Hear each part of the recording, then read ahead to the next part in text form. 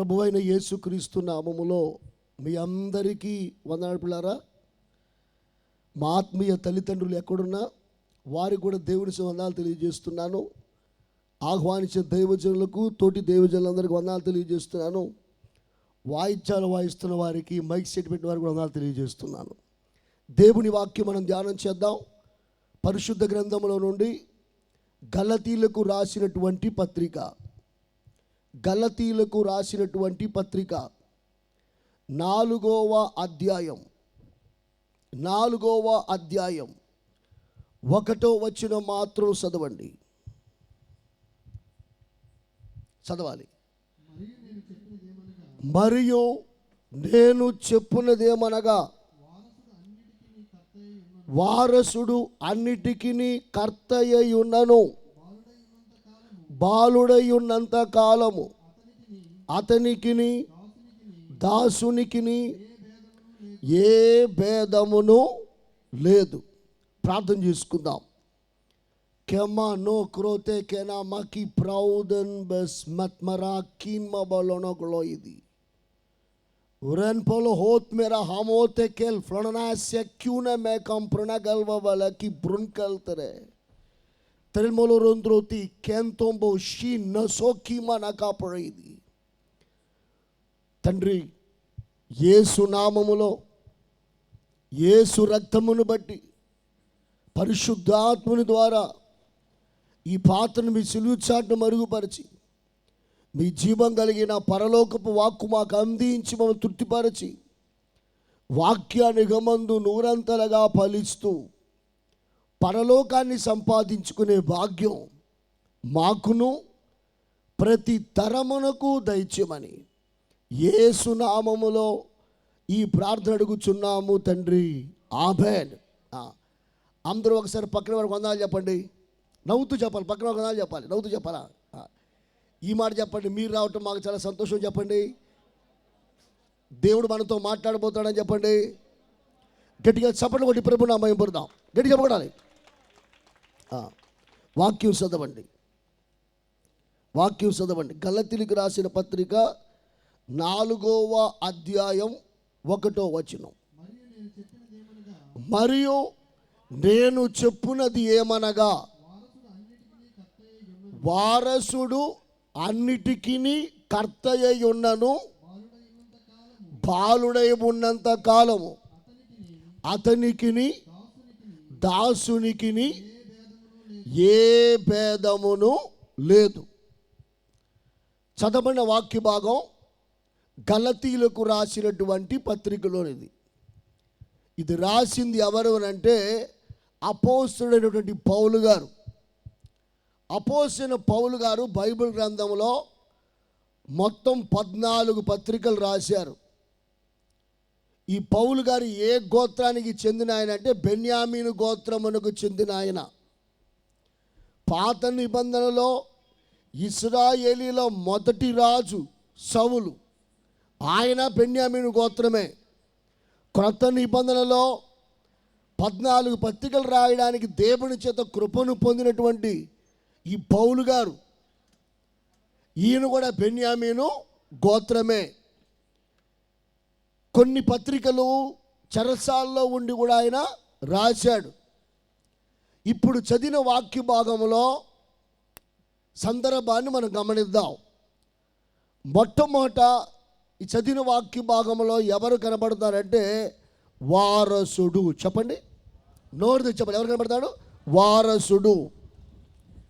రెండవది దాసుడు. చెప్పండి, అందరు చెప్పాలి. ఎవరండి? దాసుడు. వారసుడు, దాసుడు. అలాగే తండ్రి కూడా ఉన్నట్లుగా గ్రహించాలి. ఎవరున్నారు ఇక్కడ? తండ్రి. వారసుడు అంటే కుమారుడు. కుమారుడు ఉన్నాడంటే తండ్రి కూడా ఉన్నట్లే. ఈ వాక్య భాగాన్ని గమనించండి. వారసుడు అన్నిటికీ కర్తయ్య ఉన్నను. వాక్యాన్ని గమనించాలి. వారసుడు అన్నిటికీ కర్తయ్య ఉన్నను, బాలుడై ఉన్నంత కాలము అతనికిని దాసునికిని ఏ భేదము లేదు. దాసుణ్ణి వారసుణ్ణి చూపిస్తూ దేవుడు పరిశుద్ధాత్మ ద్వారా సంఘానికి క్షేమాభివృద్ధికరమైన విషయాన్ని బోధిస్తున్నాడు. దానినే ఇప్పుడు మనకి దేవుడు బయలుపరుస్తున్నాడు. మొట్టమొదటి ఎవరు కనబడతాడంటే వారసుడు. అందరు చెప్పడం ఎవరు కనబడతాడు? వారసుడు. రెండవది దాసులు. వారసుడు దాసుడు ఉన్నాడు కాబట్టి అక్కడ ఖచ్చితంగా యజమానుడిగా ఉన్న తండ్రి ఉన్నాడు. తండ్రి ఉన్నాడు. బాగా వినండి. ఇదొక గృహము, ఇదొక కుటుంబము. ఇదొక కుటుంబము, ఇది ఒక గృహము. ఈ గృహములో దాసులు ఉన్నారు, కుమారుడు కూడా ఉన్నాడు, తండ్రి కూడా ఉన్నాడు.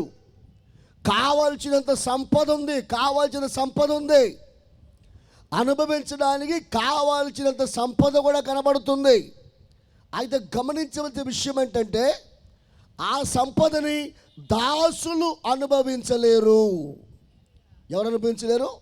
ఆ ఇంటిలో ఉన్న దాసులు ఇంటి నిండా సంపద ఉన్నా, ఇంటి నిండా కావాల్సిన సమృద్ధి ఉన్నా, ఆ ఇంటిలో ఉన్న దాసులు ఆ సమృద్ధి మీద అధికారం కలిగిన వారు కానే కారు. ఆ సంపద మీద అధికారం కలిగిన వారు కానే కారు. దాసులు ఆ ఇంటిలో ఉన్నప్పటికీ, దాసులను యజమాని ఆ తండ్రి అయిన వాడు ప్రేమించినప్పటికీ ఆ దాసులకు హక్కు లేనే లేదు. ఈ కుటుంబము మనకు దేనికి సూచన అంటే సంఘమునకు సూచన. చెప్పండి, దేనికి సూచన ఇది? సంఘమునకు సూచన. సంఘములో దేవుడు తన ప్రజలను దాసులుగా పిలిచాడా, కుమారులుగా ఉండాలని పిలిచాడా? కుమారులుగా ఉండాలని పిలిచాడు.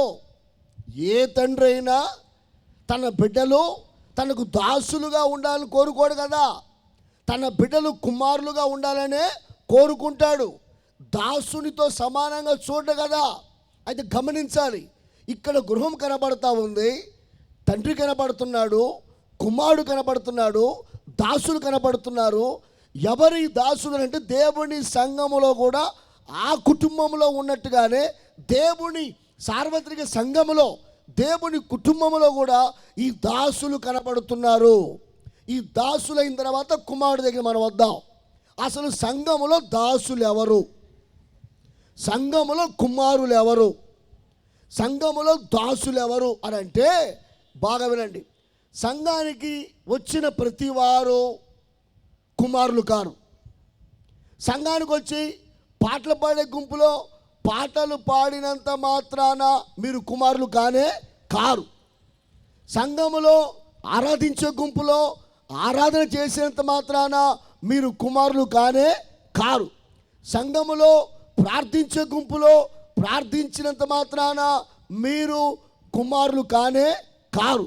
వాక్యం వినొచ్చు, వాక్యం చదవచ్చు, అవసరమైతే దేవుడు నాకు ఈ కార్యం చేశాడని సాక్ష్యం కూడా చెప్పొచ్చు. అంతేకాదు పరిచర్య కూడా చేయొచ్చు. అంతేకాదు దేవునికి కోట్ల కోట్ల డబ్బు కూడా మీరు ఇవ్వచ్చు. కానీ మీరు దాసులే, కుమారులు కారు. డబ్బు ఇచ్చినంత మాత్రాన దేవునికి బిడ్డలైపోం. గుర్తుపెట్టుకోండి, దేవునికి ఎన్ని కోట్లు నువ్వు ఇచ్చినా నీవు కుమారుడు కాలేవు. కానీ కుమారుడు అవ్వచ్చు, కుమారుడు అవ్వచ్చు. ప్రతి వారు సంఘములో ప్రతి వారు దేవునికి కుమారులుగా ఉండాలని దేవుడు కోరుకుంటున్నాడు. కానీ సంఘములో చాలామంది దాసులుగానే కనబడుతున్నారు. ఈ దాసులుగా కనబడే వాళ్ళు ఎవరంటే మారు మనసు బాప్తీసం లేనివారు. ఎవరికైతే మారు మనసు బాప్తీసం ఉండదో వాళ్ళు పాటలు పాడే గుంపులో ఉన్నా బాప్తీసం లేదు కాబట్టి మీరు దాసులే. మీకు మారు మనసు బాప్తీసం లేకపోతే ప్రార్థించే గుంపులో ఉన్న ఉపవాస ప్రార్థన చేసినా మీరు కుమారులు కాదు, దాసులే. మీరు దేవుని పరిచర్యలో ప్రతి క్రమములో పాలు పొందలైనా మారు మనసు పొందలేదు, ప్రభువుని నమ్ముకోలేదు కాబట్టి మీరు దాసులే. దాసులుగా ఉన్న మనము కుమారులుగా మారాలి. దాసులుగా ఉన్నవారు కుమారులుగా మారాలంటే, ఆ పరలోకమందున దేవునికి బిడ్డలంగా మారాలంటే డబ్బుతో పని ఉందా? పని లేదు. పరలోకమందున దేవునికి బిడ్డలంగా మారాలంటే బంగారం కావాలా? అక్కర్లేదు. పరలోకమందున దేవునికి బిడ్డలంగా మారాలంటే వెండి వజ్రాలు కావాలా? అక్కర్లేదు. పరలోకమందున దేవునికి మనం బిడ్డలంగా మారాలంటే దాన ధర్మాలు చేయాలా? అక్కర్లేదు. పరలోకమందున దేవునికి మనం బిడ్డలంగా మారాలంటే మారు మనసు పొందాలి, పశ్చాత్తాపం చెందాలి, యేసు రక్తంతో కడగబడి బాప్తీసం పొందాలి. దానినే గలతీయులకు రాసిన పత్రిక 3వ అధ్యాయం 26వ వచనం చూడండి. గలతీయులకు రాసిన పత్రిక 3వ అధ్యాయం 26వ వచనం.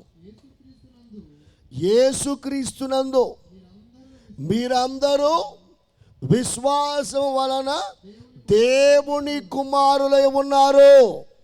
బాగా వినండి. పరలోకమందున దేవునికి, ఆ పరమ తండ్రికి ఎవరైనా బిడ్డలుగా మారాలంటే డబ్బుతో పని లేదు, బంగారంతో పని లేదు, వజ్రాలతో పని లేదు, వెండితో పని లేదు, దాన ధర్మాలతో పని లేదు. ఆ పరలోకమందున దేవునికి బిడ్డలుగా ఎవరు మారాలన్నా యేసు క్రీస్తునందు విశ్వాసం ఉంచాలి. యేసు క్రీస్తు ప్రభునందు విశ్వాసం ఉంచి పాప క్షమాపణ పొంది మారు మనసు పొంది యేసు రక్తంతో కడగబడి బాప్తీసం పొందితే ఆ విశ్వాసము ద్వారా మనం దేవునికి కుమారులమవుతాం. వాళ్ళ వాక్యం ఏంటంటే, ఎవరు దేవుని కుమారులు? అందరూ చెప్పండి. పేరు మర్చిపోయినా, ఊరు మర్చిపోయినా, ఈ రోజు మర్చిపోయినా, రేపు మర్చిపోయినా, వాక్యం మాత్రం వచ్చేదాకా మర్చిపోకూడదు సుమా. వాళ్ళ వాక్యం ఏంటి? ఎవరు దేవుని కుమారులు. 2019వ సంవత్సరం ఇదే నెల ఇదే తారీఖున ఇదే వర్తమానాన్ని ఇక్కడ మనకిచ్చాడు దేవుడు. ఎవరు దేవుడు కుమారులని. అది 3 పాయింట్లు. ఇప్పుడు మరలా 2024లో మరలా అదే వాక్యాన్ని 4వ పాయింట్గా మీకు బోధించబోతున్నాడు. దేవునికి మహిమ కలుగునుగాక. 2 చేతులు పైకెత్తి దేవునికి మహిమ కలుగుగాక చెప్పండి. దేవునికి మహిమ కలుగుగాక అని చెప్పండి. యేసే ఘనత కలుగునుగాక, పరిశుద్ధాత్మని ప్రభావం కలుగునుగాక. గట్టిగా చప్పట్లు కొట్టి ప్రభుని మహిమపడదాం. చాలామంది సంఘములో దేవుని రాజ్యములో దాసులుగానే కొనసాగుతూ తృప్తి పొందుతున్నారు. ఇక్కడ కూర్చున్న మీలో ఎంతమంది బాప్తీసం పొందారో చేతులెత్తండి. దేవుడు మిమ్మల్ని దీవించునుగాక. సంతోషం. పొందని వారు సిగ్గుపడమాకండి. చేతులు ఎత్తండి. బాప్తీసం పొందలేదు అయ్యగారు చేతులు ఎత్తండి. అయ్యా ఇంకా మేము బాప్తీసం పొందలేదు అన్నవాళ్ళు. ఇప్పుడు మనం ఎవరు తెలుసా? దాసులం. ఎవరు మనం తిప్పేశారు అప్పుడే. ఎవరిప్పుడు మీరు? దాసులు. ఈ కూడికలో ముఖ్య ఉద్దేశం తెలుసా? దాసులుగా ఉన్న మిమ్మలను కుమారులుగా మార్చాలి.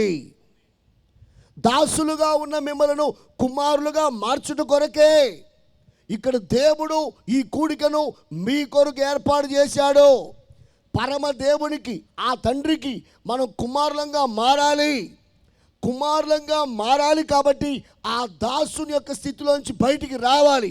ఆ దాసుని స్థితిలోంచి బయటికి రావాలంటే యేసుక్రీస్తు విశ్వాసము ఉంచాలి. యేసుక్రీస్తు ప్రభువుని సొంత రక్షకుడిగా అంగీకరించాలి. చాలామంది వాక్యం వినటానికి బాగా వింటారు. భలే చెప్పారండి వాక్యం, భలే ఉందండి వాక్యం, ఇన్నంతసేపు మాకు టైమే తెలియదంటే చాలా సంతోషం. కానీ వాక్యం విన్నావు, కానీ రక్షణ పొందావా? వాక్యం విన్నారు, రక్షణ యొక్క ప్రాముఖ్యత తెలుసుకున్నారా? వాక్యం విన్నారు, రక్షణను ఎందుకు త్రోసిపుచ్చుతున్నారు? చాలామంది రక్షణ పొందమంటే రక్షణను త్రోసిపుచ్చుతున్నారు. నేను ప్రభుని యేసుక్రీస్తు నామములో బతిమిలాడి చెప్తున్నాను. బైబిల్ చెప్తుంది, నేడే రక్షణ దినం, ఇదే మిక్కిలి అనుకూల సమయం. ఇంత గొప్ప రక్షణ నిర్లక్ష్యం చేస్తే రాబోయేది ఉగ్రత. ఆ ఉగ్రత రాకమునిపే యేసు వైపు మనం తిరగాలి, మారు మనసు పొందాలి. దాసునిగా ఉన్న మీరు కుమారులుగా మారాలి. పరలోకమందున దేవుణ్ణి సంతోషపెట్టాలి. చాలామందికి రక్షణ అంటే నిర్లక్ష్యంగా ఉంది. ఇప్పుడు కాదులే, ఇప్పుడు కాదులే, క్రిస్మస్ వస్తుందిగా అప్పుడు తీసుకుందాం, అప్పుడు మిస్ అయితే న్యూ ఇయర్ తీసుకుందాం, అప్పుడు మిస్ అయితే ఈస్టర్ తీసుకుందాం, అప్పుడు మిస్ అయితే పెళ్లి రోజు తీసుకుందాం, అప్పుడు మిస్ అయితే పుట్టినరోజు తీసుకుందాం, అప్పుడు మిస్ అయితే ఏదో ఒకరోజు తీసుకుందాంలే, రక్షణ అర్జెంట్ అని అనుకుంటారు. No no no no, Bible స్పష్టంగా చెప్తుంది, రేపు నీది కాదు. రేపు ఏమి సంభవించదు ఎవరికి తెలియదు. చాలా అల్పమైన జీవితం అంది. నేను నా సాక్ష్యాన్ని మీ మధ్యలో పంచుకుంటాను, అందరూ వినండి. మేము కులానికి కాపులం, మంచి విగ్రహార్థికులం. యేసు ప్రభు అంటే ఎవరో మాకు తెలియదు. నాకు ఒక అక్క, 3 తమ్ముళ్ళు. మా నాన్నగారి విజయవాడలో ఏరులాకుల దగ్గర ఇండియన్ ఎక్స్ప్రెస్ ఆంధ్రప్రభలో అడ్వర్టైజ్మెంట్ డిపార్ట్మెంట్లో ప్రూఫ్ మేకప్ మ్యాన్గా పనిచేసేవాడు. మాకు ఏసెంట్ ఎవరో తెలియదు. తెలుసుకోవాల్సిన పరిస్థితి కూడా మాకు రాలేదు ఆ రోజుల్లో. మా ఇంటికి ఇలవేలుపు వినాయకుడు, ఆ తొండము కలిగిన దేవునికి దండం పెట్టకపోతే నా కడుపు గండం వచ్చేది. అంటే ఇంటికి పెద్ద కొడుకును కాబట్టి ఇత్తడి సింహాసనం, రాతి విగ్రహం, ఎలక, ధూపార్ది, గంట మొత్తం మా ఇంట్లో ఉండేది. ఉదయాన్నే లేచి స్నానం చేసి మడిగట్టుకొని అన్నిటిని శుభ్రంగా తోమి వాళ్ళకి పెట్టాల్సిన నామాలు పెట్టి, వారికి పట్టు వస్త్రాలు చుట్టి, వారు పెట్టవలసిన స్థలం వాళ్ళని పెట్టి, దేవుడి కోసం తింటానికి కొంచెం పెట్టి, దేవుడి గంట కొట్టి దండం పెట్టి, దేవుడే తింటాడో అని మేము తినేసేవాళ్ళం. మాకు ఏసెంట్ ఎవరో తెలియదు. వినాయక చవితి వస్తే విజయవాడలో పూనాందపేట వినాయకుడి గుడి ఇప్పటికి ఉంది ఆ గుడి. ఆ గుడి దగ్గర కావళ్ళు తీస్తారు, డి ఆకారంలో కావడి తీస్తారు. ఆ డి ఆకారంలో కావళ్ళు తీసేవాళ్ళు ఎవరైనా సరే ఉపవాస దీక్ష చేయాలి. ఉపవాసం చేస్తేనే వినాయక చవితి రోజున ఆ పని చేయనిస్తారు, అలా చేయనివ్వరు. మందు తాగే బ్యాచ్ కానీ, సినిమా పాటల బ్యాచ్ కానీ, గులాముల బ్యాచ్ కానీ, డ్యాన్సుల బ్యాచ్ కానీ, చీ ఆ బ్యాచ్ మా రోజుల్లో లేదండి. మా పితరులు భక్తిగానే నేర్పించారు. మాలో పెద్ద నాలుక బయటికి లాగి రాగి సూలం గుచ్చుకొని విజయవాడలో పునాందపేటలో ఆ వినాయకుడి స్వామి గుడి దగ్గర నుండి వంటను కుమారస్వామి కొండ మీదకు తీసుకెళ్ళేవాడు. మా భుజాల మీద డి ఆకారంలో కావడి ఉంటుంది. కింద దింపితే పాపం, పక్క వాళ్ళకి ఇచ్చినా పాపం. భుజాలు మార్చుకోవచ్చు కానీ నొప్పుట్టిని దింపకూడదు. దింపకుండానే ఆ కొండ మీదకి వెళ్ళి ఆ పూజా కార్యక్రమం అయిపోయిన తర్వాత ఆ భక్తుని యొక్క నాలుక నుంచి ఆ రాగిసులు లాగిన తర్వాత, విభూది అద్దిన తర్వాత దీక్ష విరమణ జరిగేది. అప్పుడు మాకు ప్రసాదం పెట్టేవాళ్ళు. మాకు ఏసెంట్ ఎవరో తెలియదు. 4 గంటలకు తీసుకొని వెళ్ళేది మా అమ్మగారు కృష్ణానదికి. స్నానం చేపించేది, పూజలు చేపించేది, పైకి తీసుకుని వెళ్ళి. ఏంటమ్మంటే ఇదే భక్తిని ఆయన అని చెప్పేది. అయితే మా చిన్నతనంలో మా నాన్నగారికి ముక్కుల్లోంచి నోట్లోంచి రక్తం పడుతుంది. అప్పుడు మా స్కూల్లో 1వ టీచర్ గారు, ఆమె బ్రాహ్మణ కులంలో పుట్టింది. ఆమె యేసు ప్రభు నమ్ముకున్నది. అప్పటికి ఆమె ఏం చెప్పిందంటే, అమ్మా భర్త చూస్తే బలహీనుడిగా ఉన్నాడు, పిల్లలు చూస్తే చిన్నవాళ్ళుగా ఉన్నారు, జరగకూడదు జరిగితే ఇబ్బంది పడతావమ్మా, ప్రార్థనకు రాపోయావా అనింది. మతంలో దిగపోయావా, మతం పుచ్చుకోపోయావా, మతంలో దూరపోయావా అలా, ప్రార్థనకు రాపోయావా అనింది. ఎప్పుడైతే మా అమ్మగారు ప్రార్థన గంట ప్రారంభించారో, ఇప్పుడు మీరందరూ ఆమెన్ అనాలి. అంటారా గట్టిగా? ఎప్పుడైతే మా అమ్మగారు ప్రార్థన గంట ప్రారంభించారో, బలహీనలను బలపరిచే దేవుడు, గట్టి చెప్పాలి, కృంగిన వారిని లేవనెత్తే దేవుడు, సొంపసిన వారికి బాధనిచ్చే దేవుడు, ఎండిన ఎముకలకు జీవం పోసే దేవుడు, గుండె చెదిరిన వారిని బాగు చేసే దేవుడు, అందరినీ ప్రేమించే దేవుడు, అందరినీ ఆదరించే దేవుడు, అందరికీ ఉపకారి అయిన దేవుడు, అందరికీ ప్రభు అయి ఉన్న దేవుడు.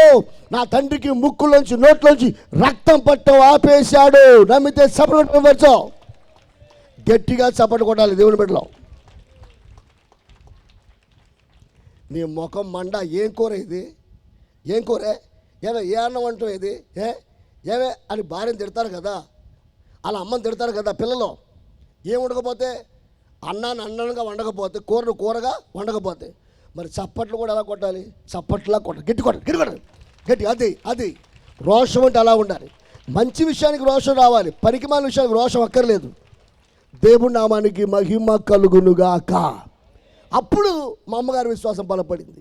ఆమె ప్రభువుని నమ్ముకుంది. ఆమె దాసురాలుగా మారకుండా కుమారుగా మారిపోయింది. ఆమె మక్క ప్రభువుని నమ్ముకుంది. ఇక మనం నమ్ముకోవాలా? కారణం ఏంటంటే మనకు 2 పిచ్చలు ఉన్నాయి.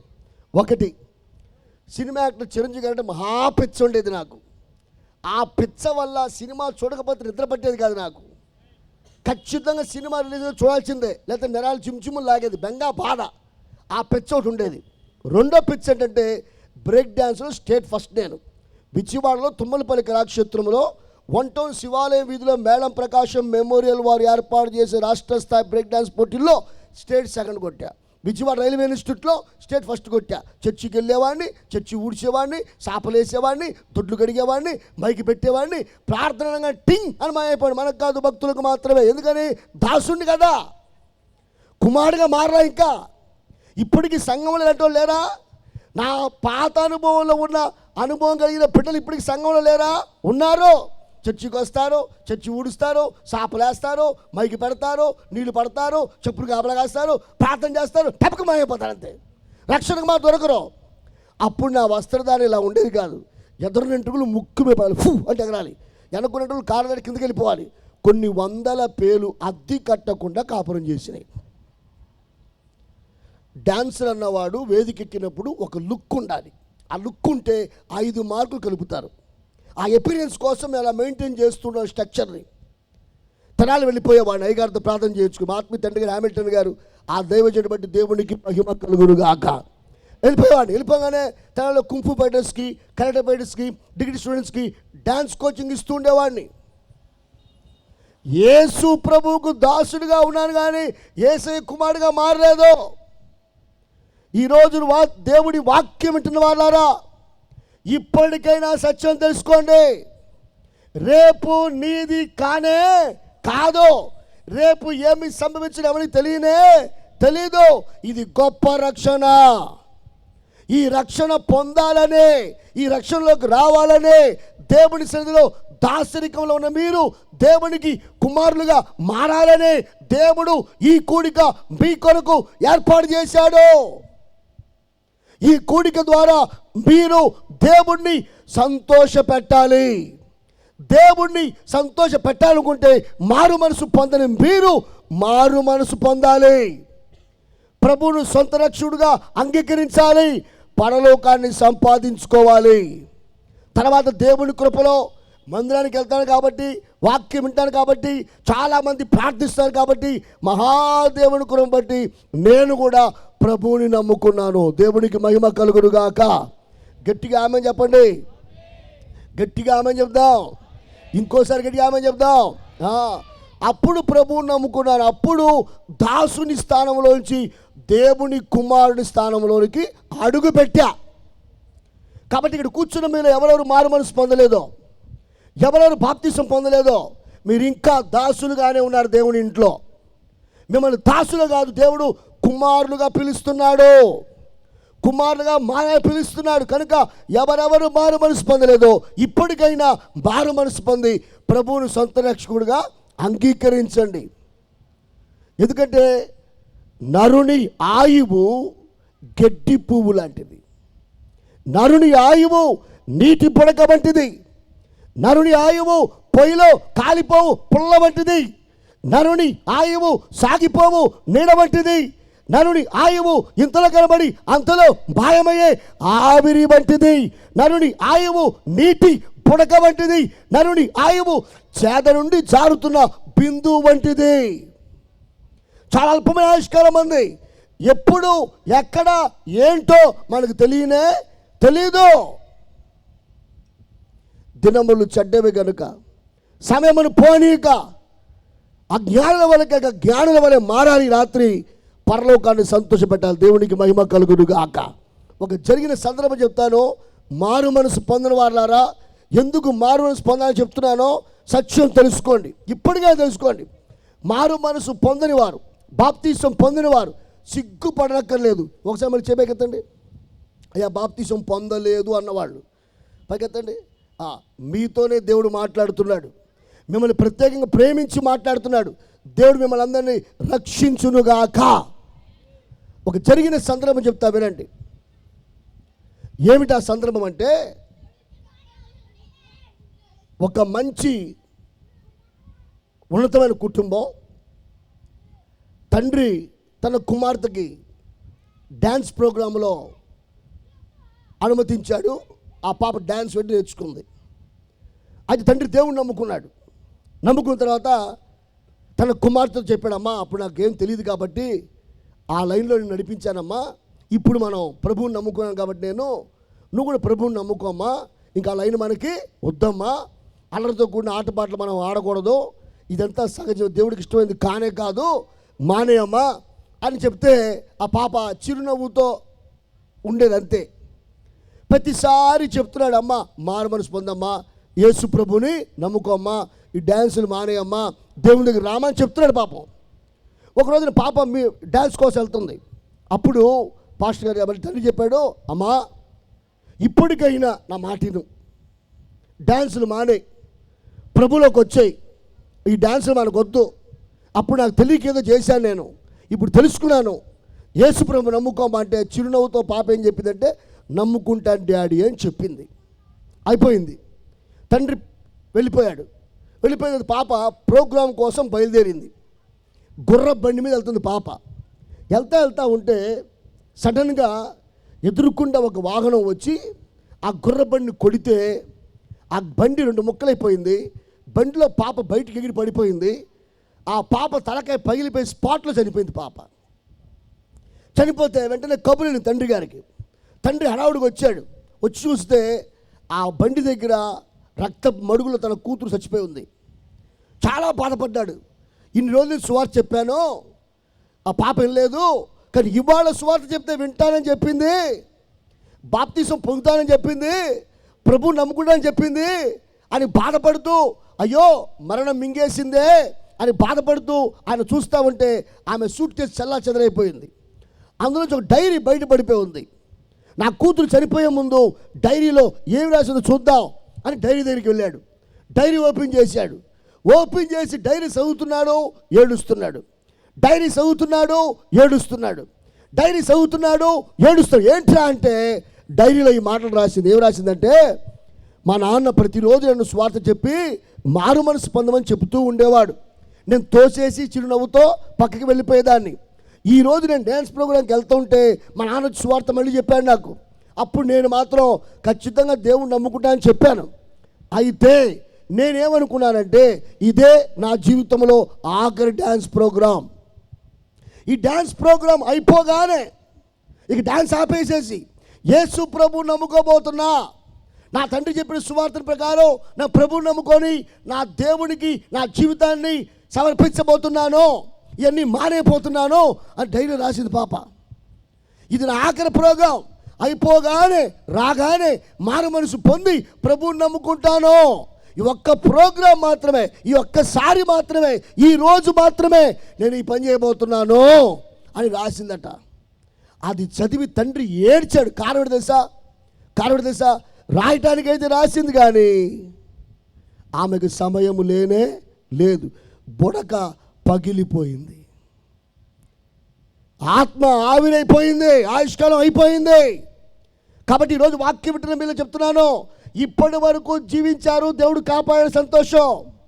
రేపు ఏమి సంభవించబోతుందో మనకు తెలియదు. ఇప్పటికైనా మారు మనసు పొందండి, ఇప్పటికైనా సత్యం తెలుసుకోండి, ఇప్పటికైనా యేసు తిరగండి, ఇప్పటికైనా ప్రభువులో రండి. దాసులుగా కాక కుమారులుగా మారండి.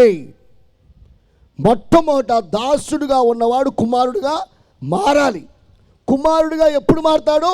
రక్షణ పొందినప్పుడే దాసుడు కుమారుడుగా మారతాడు. నెంబర్ 2, ఇప్పుడు బాగా ఇక కంపేర్ చేస్తాడు దేవుడు. ఏమంటాడంటే దాసునికి కుమారునికి భేదం లేదంట. మళ్ళీ చూడండి, దాసునికి కుమారునికి తేడా లేదంటాడు. మళ్ళీ ఇక్కడ ఇందాకేమంటున్నాడు?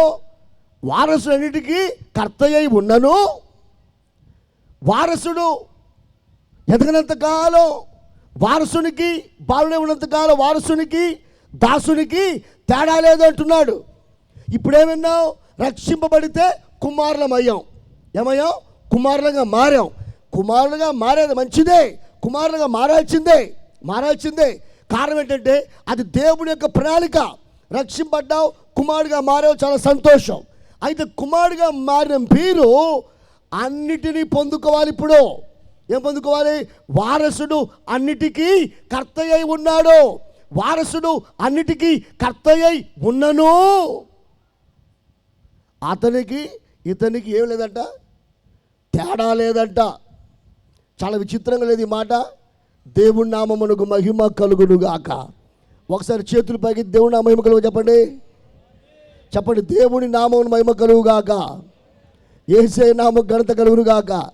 పరిశుద్ధాత్మని ప్రభావం కలుగునుగాక. దాసులు అంటే ఎవరిప్పుడు? రక్షణ పొందని వారు దాసులు. వాళ్ళు ఏం పొందాలి? ఈ రోజున రక్షణ పొందాలి. రక్షణ పొందితే మనం ఏమవుతాం? దేవునికి కుమారులుగా మారుతాం. అయితే కుమారులుగా మారితే సరిపోదు. కుమారులుగా మారిన మనము అన్నిటికీ కర్తగా మారాలి. ఇప్పుడు దేవుడు మనకి ఏమి ఇచ్చాడో వాటిని అనుభవించే వారసులుగా మారాలి. మారాలంటే మనకేం కావాలి? బైబిల్ చెప్తుంది, కుమారుడుగా ఉంటే సరిపోదు, కుమారుడు ఎదుగుదల చెందాలి. ఏం చెందాలి? ఎదుగుదల చెందాలి. మీకు అర్థమైందిగా వాక్య భాగం? పిల్లలు పుట్టిన ఆస్తి వాళ్ళది అయినా ఆస్తి వాళ్ళకి ఎప్పుడు సొంతం అవుద్ది? మైనర్గా ఉంటేనే, మేజర్గా ఉంటేనా? మేజర్గా ఉంటేనే ఆస్తి వాళ్ళకి సొంతం అవుతుంది. మైనర్గా ఉంటే ఆస్తి సొంతం కానే కాదు. అంటే మైనర్ అంటే ఏంటి? ఇప్పుడు తక్కువ వయసు. మేజర్ అంటే ఏంటి? ఇప్పుడు సరిపడా వయసు. అలాగే దేవుడు ఏమంటున్నాడు? మీరు కుమారులుగా మారే సంతోషమే. దాసుడుగా ఉన్న మీరు కుమారుడుగా మారే సంతోషమే. కుమారుడుగా మారిన దాసుడితో సమానమైపోతున్నావు. మారు మనసు పొందావు, బాప్తిసం పొందావు, కానీ బాప్తిసం పొందిన వారితో సమానంగా మారిపోతున్నారు. కారణం ఏంటంటే మీలో ఎదుగుదల లేదు. ఆ వచనంలో ఆ మాట వల్ల చూడండి. ఇప్పుడు గలతీ రాసిన పత్రిక 4వ అధ్యాయం 1 వచ్చిన చదవండి. మరియు నేను చెప్పున్నది ఏమనగా, వారసుడు అన్నిటికీ కర్త అయి ఉన్నను బాలుడే ఉన్నంత కాలం అతనికి దాసునికి ఏ భేదము లేదు. మారు మనసు పొందావు, బాప్తిసం పొందావు, యేసు ప్రభువుని నమ్ముకున్నావు, దేవుని బిడ్డగా మారావు, మంచిదే. కానీ ఎదుగుదల చెందలేదనుకో, నీకు మారు మనసు పొందని వారికి తేడా లేదు. అది వాక్యంలో భావం. నీకు మారు మనసు పొందిన వారికి తేడా లేదు అని దేవుడు మాట్లాడుతున్నాడు. మారు మనసు పొందిన మనం ప్రభువుని నమ్ముకున్న మనం, ప్రభు బిడ్డలుగా మారిన మనం దినదినము దేవుళ్ళు ఎదగాలి. ఎదగనంత కాలం మనం ఎవరితో సమానం? మారు మనసు పొందని వారితో సమానం. దీనికే ఒక సూచనగా దేవుడు మాట్లాడుతున్నాడు. చూడండి వాక్య భాగంలో లూకా రాసిన సువార్త 13వ అధ్యాయం 11 చదవండి. 13-11 చదవాలి.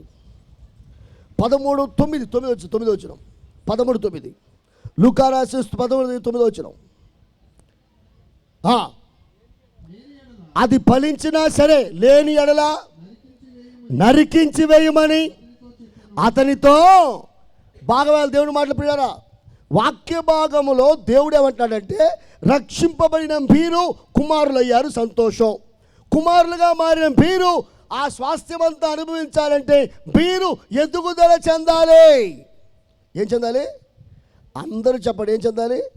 ఎదుగుదల. ఇప్పుడు మనకు బిడ్డ జన్మించాడు అనుకోండి, ఆ బిడ్డ కాళ్ళు చేతులు పెరగకుండా, ఎత్తు పెరగకుండా బుడ్డి బాబులా ఉన్నాడు అనుకోండి, ఎంత సంతోషమో. వీడికి బస్సులో టికెట్ లేదు, ట్రైన్లో టికెట్ లేదు, ఏమండే ఫ్లైట్లో టికెట్ లేదు. నాకు మంచి బిడ్డను దేవుడు ఇచ్చాడని చెప్పి రోజు ముద్దెట్టుకుంటావా? ఏం చేస్తారు? బాధపడతారు. ఏంట్రా వీడికి 14 సంవత్సరాలు అయింది, కాళ్ళు పెరగలా, చేతులు పెరగలా, ఇప్పుడు వీడు ఎప్పుడు పెరుగుతాడు, మరుగుజ్జు మాంత్రికుడు లాగా చెప్పి బాధపడతావు కదా. మీరు కన్న బిడ్డలు శారీరకంగా పెరగకపోతే దేవుడు ఎలా బాధపడతాడో, దేవుడిలో ఉన్న మనము ఆత్మీయంగా ఎదుగుదల చెందకపోతే, సంఘానికి వార్షికోత్సవాలు జరుగుతూ ఉంటే కానీ సంఘంలో ఎదుగుదల చెందకపోతే ప్రయోజనం ఏముంది? ప్రయోజనం లేనే లేదు. వాక్యం ఎదురేపడి, ఇదిగో ఒక అంజూరపు చెట్టు నాటాడు, సంవత్సరం కాపాడాడు, నీరు పోసాడు, ఎరువిచ్చాడు, కాపుదలకు ఇచ్చాడు, ఫలం పండల. 2వ సంవత్సరం పండల, 3వ సంవత్సరం పండల. ఓనర్ గారు వచ్చాడు, 3 సంవత్సరాలు చూస్తున్నారు, ఈ పంటనే పండట్లా. ఈ స్థలం వృధా అవుతుంది, టైం వృధా అవుతుంది, నీరు వృధా అవుతుంది, ఎరువు వృధా అవుతుంది, నరికాయ్ అని చెప్పాడు. అప్పుడు దాసుడు ఏం చెప్పాడు, అయ్యా అయ్యా అయ్యా అయ్యా ఈ ఒక్క సంవత్సరం కూడా ఆగయ్యా, ఇది 3 సంవత్సరాలు ఫలించలేదయ్యా, ఇప్పుడైనా ఫలిస్తుందేమో, ఈ ఒక్కసారికి చూడయ్యా అంటే, ఈ సంవత్సరం ఫలించిందా సరే, ఫలించకపోతే నరికాయ్ అన్నాడు అంతే. ఆ చెట్టు ఏమైనా పొట్టుకుందా? అబ్బాబే, చెట్టు బాగానే పెరిగింది. ఆ చెట్టుకి ఆకుల సోకు ఉంది కానీ ఫలాల సోకు లేదు. ఏ సోకు ఉంది దీనికి? ఆకుల సోకు ఉంది కానీ ఫలాల సోకు లేదు. చెట్టుకు కావాల్సింది ఆకుల సోక, ఫలాల సోక? నోరు తెరవాలి ఇప్పుడు అందరూ. చెట్టుకు కావాల్సింది ఆకుల, ఫలాలా? ఫలాలు కావాలి కదా.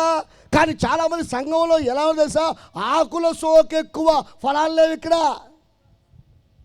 ఆకుల సోకే ఎక్కువ.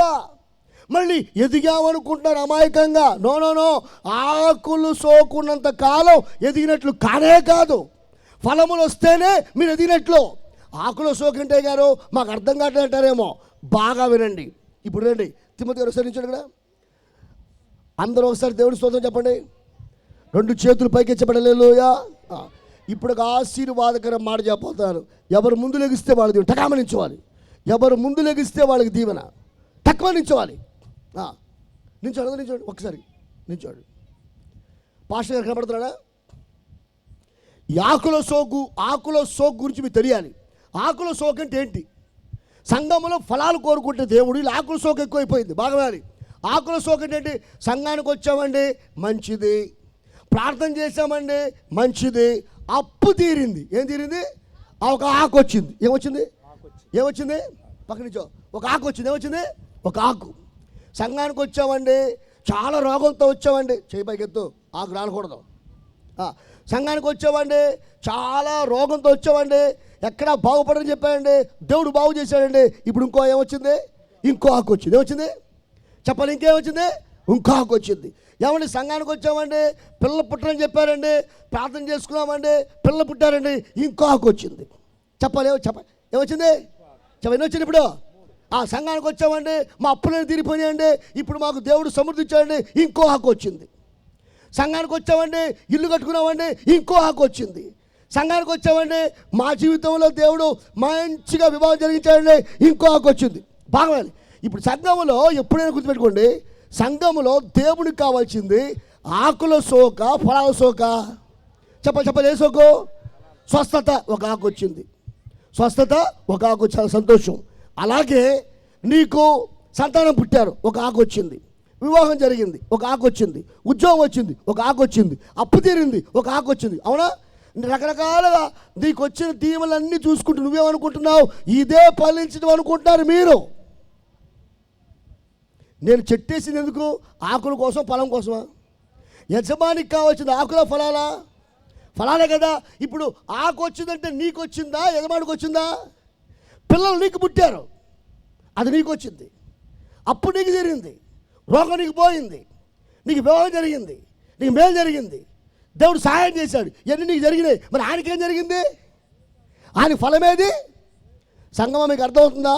సంఘములో చాలామంది ఆకుల సోకు కలిగి ఇదే ఫలించడం అనుకుంటారు. చాలా తప్పు.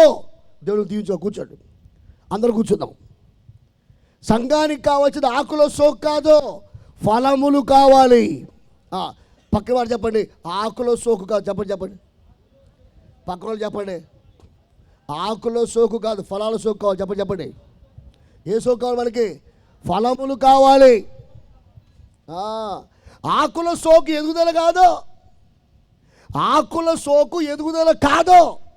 ఆకుల సోకు ఫలింపు కాదు. నీకు దేవుడు ఇవన్నీ ఇచ్చాడు, ఓకే. దేవుడికి ఏమి ఇచ్చావు? దైవికంగా నువ్వు ఏమి ఎదిగావు? దైవికంగా నీలో ఉన్న ఆ ఎదుగుదల ఏంటి? అదే చెప్తాడు కదా, వారసుడు అన్నిటికీ కర్తయ్యే ఉన్నను, తాను బాలుడే ఉన్నంత కాలం, అతడు ఎదుగునంత కాలం అతడు కూడా దాసుడితో సమానమే. చాలామంది రక్షణ పొందేమంటున్నారు, మారు మనసు పొందిన వారితో సమానంగా ఉన్నారు. ఏ సంఘంలో మారు మనసు పొందిన వారికి స్వస్థత రావట్లేదా? వస్తుంది. సంఘంలో బాప్తీసం పొందిన వారికి అప్పు తీరట్లేదా? తీరుతుంది. సంఘంలో బాప్తీసం పొందిన వారికి దేవుడు ఆశీర్వదించట్లేదా? ఆస్వాదిస్తున్నాడు. వాళ్ళకి మీకు తేడా ఏంటి? ఇంకా పక్కన మళ్ళీ చెప్పండి, ఆకులో సోకు కాదు. చెప్పండి, గుర్తుండిపోవాలి మీకు వాక్యం. ఏ సోకు కాదు? చెప్పండి, ఏ సోకు కాదు? ఆకులో సోకు కాదు, ఫలాల సోకు కావాలి. ఏ సోకు కావాలి? ఏ సోకు కావాలి? ఇప్పుడు ఫలాలు కావాలి దేవునికి.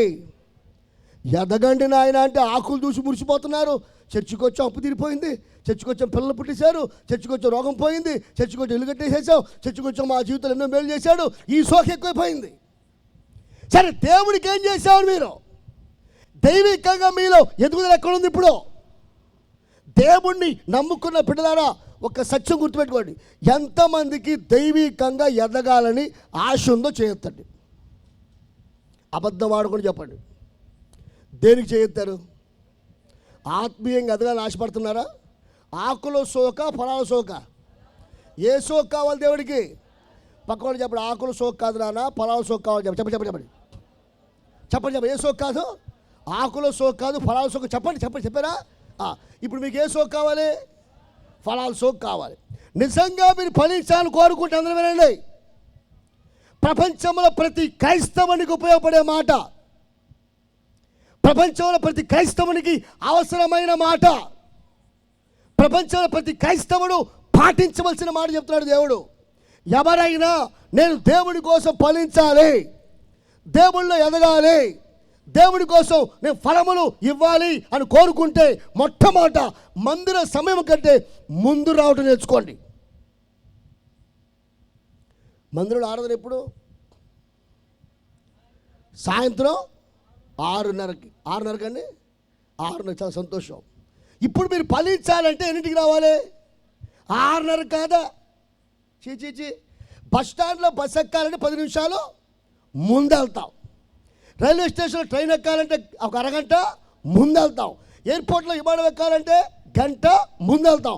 మరి దేవుణ్ణి సన్నిధిలో ఫలించాలంటే బోర్డు మీద టైం కంటే ముందు ఎవరు వస్తారో వాళ్ళలోనే ఫలింపు ప్రారంభమవుద్ది.